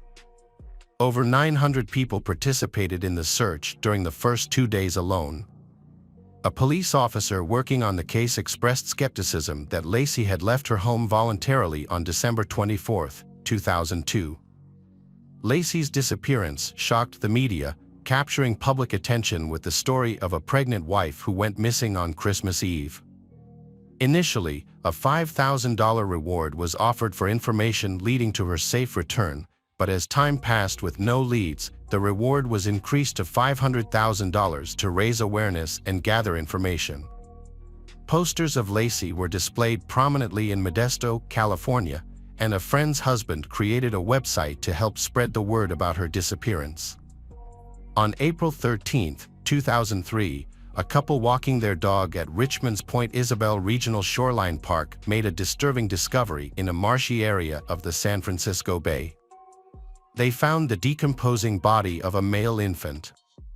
The next day, another person discovered the body of a pregnant woman on the shore of the east side of the bay, about a mile away from where the baby was found. DNA tests confirmed on April 18, 2003, that the bodies were those of Laci Peterson and her unborn son, Connor. They were buried at Wood Cemetery. The autopsy revealed that the baby had 1.5 loops of nylon tape around his neck and a significant cut on his body. Laci's autopsy showed that Laci had 2 cracked ribs, her upper torso had been disemboweled, and her head and limbs were missing. The medical examiner determined that the baby died in the womb and was expelled from Laci's body after her death. Agents from the FBI and the Modesto Police Department searched the home of Scott and Laci Peterson, looking for evidence that might link them to Laci's disappearance. During the search, they found the hair caught in Scott's pliers on his fishing boat. The FBI analyzed the hair and matched it to Laci's DNA. In addition to the home search, the FBI also investigated Scott's truck and warehouse for any signs of evidence. They also examined Scott's boat, where they found a homemade anchor made with a 90-pound bag of concrete. Scott claimed he used the concrete to repair his driveway, but investigators believed he had actually made multiple anchors, using them to weigh down Laci's body in the San Francisco Bay. The police identified the bodies found in the San Francisco Bay as Laci and Connor. This led to Scott's arrest near a golf course. At the time of his arrest, Scott's appearance had changed significantly, as his dark brown hair was now blonde. A search of his vehicle revealed a large amount of cash, $115,000, as well as survival gear, camping equipment, and 4 cell phones. The police also found 2 driver's licenses, one belonging to Scott and the other linked to his brother. This evidence suggested that Scott was planning to escape the state. Scott's father provided an alternative explanation for the driver's license found in Scott's car. According to his father, Scott had borrowed his brother's license to get a discount at the golf course. The father also explained that Scott's car was packed with belongings because Scott was living out of his car to avoid the media attention surrounding his case. A year after his arrest, Scott's trial began in June 2004. During the opening arguments, the prosecution presented its case, claiming that Scott's affair with Amber was the motive for Laci's murder. The prosecution highlighted Scott's suspicious behavior before and after Laci's disappearance, including inconsistencies in his alibi. Initially, Scott told police he was fishing on the day Laci went missing, but later told others he was golfing. The prosecution also pointed out that Scott asked police if they had used cadaver dogs to search a park where Laci walked their dog, suggesting that Scott was aware of the potential crime scene and trying to cover his tracks. In response, Scott's defense team presented a strong argument. They acknowledged Scott's history of infidelity but argued that it did not necessarily make him guilty of murder. They claimed that Scott would not ruin his life for someone he had only dated a few times. The defense suggested that a possible explanation for Laci's hair being found in Scott's boat was a previous visit to the marina with Laci. Other witnesses, including a realtor and a salesman, testified that Scott was actively trying to sell their home and trade in Laci's car, respectively, in the months following her disappearance. The prosecution presented this evidence as proof of Scott's guilt. Additionally, Amber, Scott's mistress, testified about their affair, and the jury listened to secretly recorded phone calls between they. During Scott's trial, a hydrologist and a tidal expert testified that it was possible for Laci's body to have been dumped in the area where Scott claimed to have been fishing on the day she disappeared. However, the defense argued that there was not enough credible evidence to link Scott directly to the crime. They proposed an alternative theory, that someone had kidnapped Laci on Christmas Eve 2002, held her captive until she gave birth, and then disposed of both bodies in the San Francisco Bay. Scott's attorney emphasized that there was no direct evidence connecting Scott to the crime and suggested that other suspects could have been responsible. On November 12, 2004, the jury in California found Scott guilty of 2 counts of murder, first-degree murder for Lacey's death and second-degree murder for the death of their unborn son, Connor. Lacey's murder was classified as first-degree murder with special circumstances due to the involvement of the fetus. Scott's classification made him eligible for the death penalty.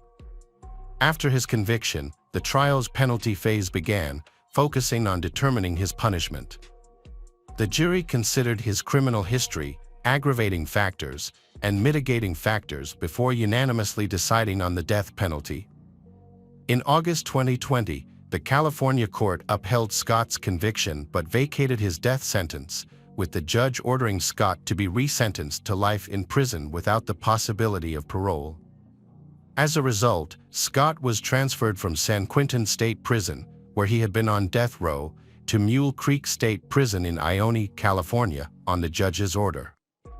In response to Lacey's case, President George W. Bush signed the Unborn Victims of Violence Act into law on April 1, 2004. Lacey's mother and stepfather attended the signing ceremony, standing alongside President George W. Bush as the legislation took effect. This law, also known as Lacey and Connor's Law, aimed to provide legal protection for unborn children in cases where their mothers are victims of violence. Welcome back, mystery lovers. Today's case is going to keep you on the edge of your seat, the case of Laura Wallen. Laura Wallen was born on February 10, 1986, to parents Mark and Gwen Wallen. She grew up in Olney, Maryland, alongside her older sister Jennifer, with whom she had a very close relationship. Laura's passion was in helping others, which led her to pursue a career as a social science teacher. The investigation into her disappearance began on September 5, 2017. It was led by Montgomery County Police Chief Tom Manger. He worked alongside Laura's family and friends, as well as her students. A group of more than 20 people, led by Saquon Maxwell, a former student of Laura's, came together to spread the word about Laura's disappearance by distributing flyers throughout the neighborhood and school district. Police officers searched Laura's neighborhood, asking residents questions and keeping a close eye on the area between Howard and Montgomery County.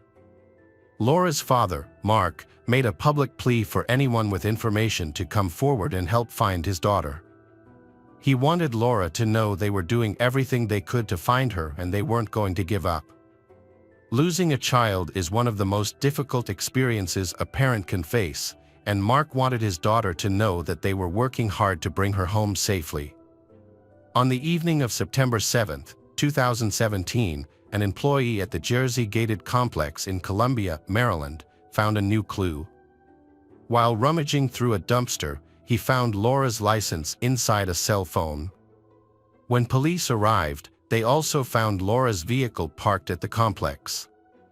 What puzzled them was that the complex was located just across the highway from Wild Lake High School, where Laura worked.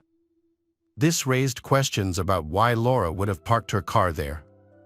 Police took the evidence they collected to the lab for further testing. They also looked deeper into Laura's past and spoke to people close to her. To cover more ground, the investigation team divided into 2 groups. One group focused on tracking Laura's online activities, while the other group interviewed her family members and her boyfriend. To gather evidence, the police searched Laura's computer and cell phone. They also thoroughly searched her car for any clues that might point to her disappearance. In addition, they carefully reviewed her financial transactions and cell phone records. As part of their inquiry, the police also spoke with Laura's parents and sister about her disappearance. Laura's father, Mark, told them that the family had planned a weekend trip together, but Laura decided to stay behind to spend time with her boyfriend, Tyler. This was confirmed by her sister, Jennifer, who told police that Laura was expecting Tyler to propose to her during their time together. Police also obtained a text message conversation between Jennifer and Laura from the same weekend. Jennifer received messages from Laura stating that she and Tyler had plans for a countryside adventure on Saturday, September 2, 2017. Mark mentioned that Tyler had expressed his intention to marry Laura after learning of her pregnancy. However, on Monday morning, September 4, 2017, Laura sent Jennifer a concerning text message claiming the baby was not Tyler's, but rather her ex-boyfriend Antoine's. Jennifer found this suspicious, as Laura hadn't seen Antoine in over 2 years. She also noted that Laura had misspelled Antoine's name. When Jennifer tried to contact Laura, she received no response. Upon returning home on Monday evening, the family discovered that Laura was missing, leaving behind burning candles and her pet dog that she would return safely. The investigation uncovered some crucial information. A debit card transaction on September 2, 2017, revealed that Laura had made a purchase at a Safeway store. Surveillance footage location. He denied knowing where she is now. But the police were not convinced by his story. Unbeknownst to Tyler, investigators had already discovered other messages on his phone, which painted a different picture of his relationship with Laura. A closer look at his phone revealed they discover that Tyler has been texting with other women. It turns out Laura isn't his only girlfriend. As the police dug deeper, they discovered that Tyler and Laura had a troubled 10-year relationship. This new information was sparked from Laura's father, Mark, who had always felt uneasy about Tyler. According to Mark, Tyler had never made an effort to be with Laura on important occasions, such as holidays and birthdays, which made him question Tyler's commitment to his daughter. What's more, Mark knew that Tyler was also dating another woman, Christina Wagner, who was a teacher like Laura. Further investigation led the police to friends of both Tyler and Christina. They revealed that Tyler had been leading a double life. It turned out that Tyler had met Christina in 2012 and had been living with her while still in a relationship with Laura. Friends of they told police that Christina and Tyler had gotten engaged and were planning to get married in 2018. When asked about Laura, Tyler's friends claimed that she had become aggressive and that Tyler was trying to distance himself from her. Police found text messages on Laura's phone that showed she had tried to contact Christina on August 28, 2017. In the messages, Laura expressed her desire to meet Christina to talk about Tyler. Friends claimed Christina was angry at Laura's bold actions and Christina confronted Tyler about it. Christina decided to file a police complaint. However, when police told Christina, Laura, and Tyler would have to go to court to get a restraining order, Tyler changed his mind and withdrew. Investigation revealed that Christina and Tyler had planned to spend the Labor Day weekend shopping for their wedding, but Tyler couldn't make it due to a knee injury. When police told Laura's family about Christina, they shared with officers what Laura had confided in them, that Tyler was being stalked by Christina.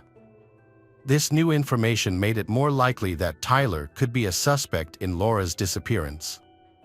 Police brought Tyler in for questioning again, this time confronting him about Christina.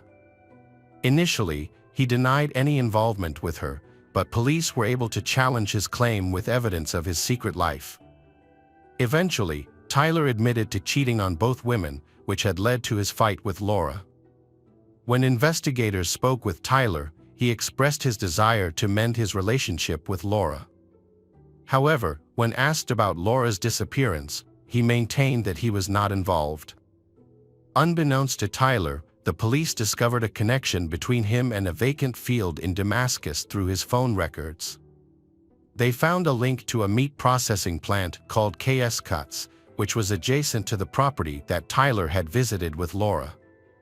The plant's owner also owned the field they had visited.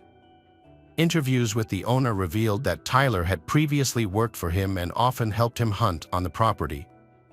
Further questioning led to a disturbing discovery. Over the Labor Day weekend, Tyler had requested access to the safe on the owner's property, which contained 4.20 caliber rifles with ammunition. This new information led police to suspect that Laura may have been killed, but they could not confront Tyler yet. they still needed to find Laura and gather evidence to prove their suspicions correct. Laura's family, along with the police, devised a plan to try to get Tyler to reveal Laura's location. On September 11, 2017, Tyler joined Laura's parents, Mark and Gwen, at a press conference to appeal for Laura's safe return. However, this plan was set up as a trap. The police and Laura's family were hoping Tyler would make a mistake and reveal information about Laura's whereabouts. Meanwhile, police officers and cadaver dogs searched the fields near the meat processing plant in Damascus. During the press conference, Tyler made an emotional appeal for Laura's safe return. In his speech, he hinted that Laura shouldn't be ashamed of anything she'd done wrong. Tyler's speech included the following words: "Laura, if you're listening, it doesn't matter what happened. It doesn't matter what trouble you're in. We're going to fix it together, you, me, and your family. There are so many people who miss you, who are looking for you, and who are praying for your safety. We don't sleep or eat, we just pray that you're safe. I ask you to let us know that you're safe." Tyler claimed to be worried about Laura's disappearance, but what he didn't know was that he was the main suspect in the case. At the time, he seemed genuinely concerned, saying he was doing everything he could to find Laura and praying for her safe return. However, the situation took a devastating turn on September 13, 2017, just 2 days after the press conference. A secluded area of a field was identified as the location of Laura Wallen's body after K-9 dogs detected something suspicious. Upon further investigation, detectives discovered a freshly dug grave and recovered Laura's body at 5:30 p.m. The police were able to identify the body by matching the clothes Laura was wearing to a picture Jennifer had shown them from her last conversation with Laura. The discovery marked a tragic end to the desperate search for Laura. Laura Wallen, a highly respected teacher at Wild Lake High School and recent Teacher of the Year, tragically passed. The incident occurred around noon. Unfortunately, her unborn child also did not survive. The same day, Tyler Tessier, Laura's boyfriend, was arrested and charged with her murder. Tyler held at the county jail while investigators awaited the initial autopsy report. The report confirmed that Laura had been shot in the back of the head before being buried in the field. When Tyler was confronted with evidence, he created a false story. He claimed that on Sunday evening, he and Laura were at her house when a group of African American men burst in, took them hostage at gunpoint, and drove them to Damascus. According to Tyler, the men spared his life but shot Laura in the head, forcing him to bury her in a field. They threatened to harm him if he revealed their identities or led the police to Laura's body. However, police did not believe this story because they knew the relationship between Tyler and the property owner. Tyler then changed his story, claiming that he and Laura had an argument, which ended with him pushing her, causing her to fall, hit her head. He assumed she had died and buried her in the field to hide her body. Later, Tyler claimed that he had reconsidered and thought Laura might still be alive. To end her suffering, he dug up the grave, shot her in the head, and covered his tracks. He described this as a mercy killing. Tyler was held without bail at the Montgomery County Detention Center. Laura and her unborn son, baby Reed, were laid to rest in a public cemetery on September 30, 2017. Over 1,000 people, including Laura's family, friends, and students, attended the funeral to pay their respects to the beloved teacher. The prosecution, led by Montgomery County State Attorney John McCarthy, was building its case against Tyler. As they investigated, they developed a theory about Tyler's double life. They believed that Tyler was willing to continue living a secret life until Laura discovered his relationship with Christina. Fearing his deception would be exposed, Tyler began planning to kill Laura so he could continue his life with Christina. Tyler saw Labor Day weekend as the perfect opportunity to carry out his plan. With Christina out of town and Laura's family away, No one would be able to ask him about Laura's whereabouts until the weekend was over, giving him time to come up with an alibi. He chose a location he was familiar with, where he knew he could access the necessary equipment through a friend. The area was also isolated, making it unlikely that anyone would think to look for Laura there. Tyler fabricated a story about Laura's infidelity to throw her family and investigators off his trail. He deliberately left her car and belongings near her workplace, tried to create false evidence that she had run away because of a scandalous affair. However, Tyler made critical mistakes, constantly changing his alibi, which raised suspicions among the police from the start. Moreover, Tyler underestimated Laura's family, who had noticed that his relationship with Laura was unusual from the beginning. They felt that he never had the responsibility to her as a real-life partner. The prosecution had built a strong case against Tyler, presenting a convincing argument. However, Maryland law only allowed Tyler to be charged with Laura's murder. The death of her unborn child was not considered a separate crime under Maryland law, and this decision would be disputed during Tyler's trial in September 2018. On September 6, 2018, the pursuit of justice for Laura Wallen and her unborn son, baby Reed, came to an abrupt end. Tyler Tessier, the individual responsible for their deaths, was found hanging in his jail cell around 5 a.m. He had been allowed to shower and have breakfast before taking his own life. The news was a devastating blow to Laura's family, who had been seeking justice for their loved ones. They remembered Laura as a bright and loving person. According to reports, Tyler had written 5 letters indicating that he had planned to take his own life for some time. Laura's family did not get to see Tyler brought to justice. Laura's mother, when described Tyler as a diabolical human, and expressed relief that her family no longer had to worry about him being a part of their society. The case of Laura's murder is a tragedy that will leave many people questioning the nature of evil. It's heartbreaking that Laura and her unborn child were killed by the man she loved and trusted, who had promised her a happy future together. This case serves as a reminder that sometimes, the people we trust the most can be the ones who harm us the most.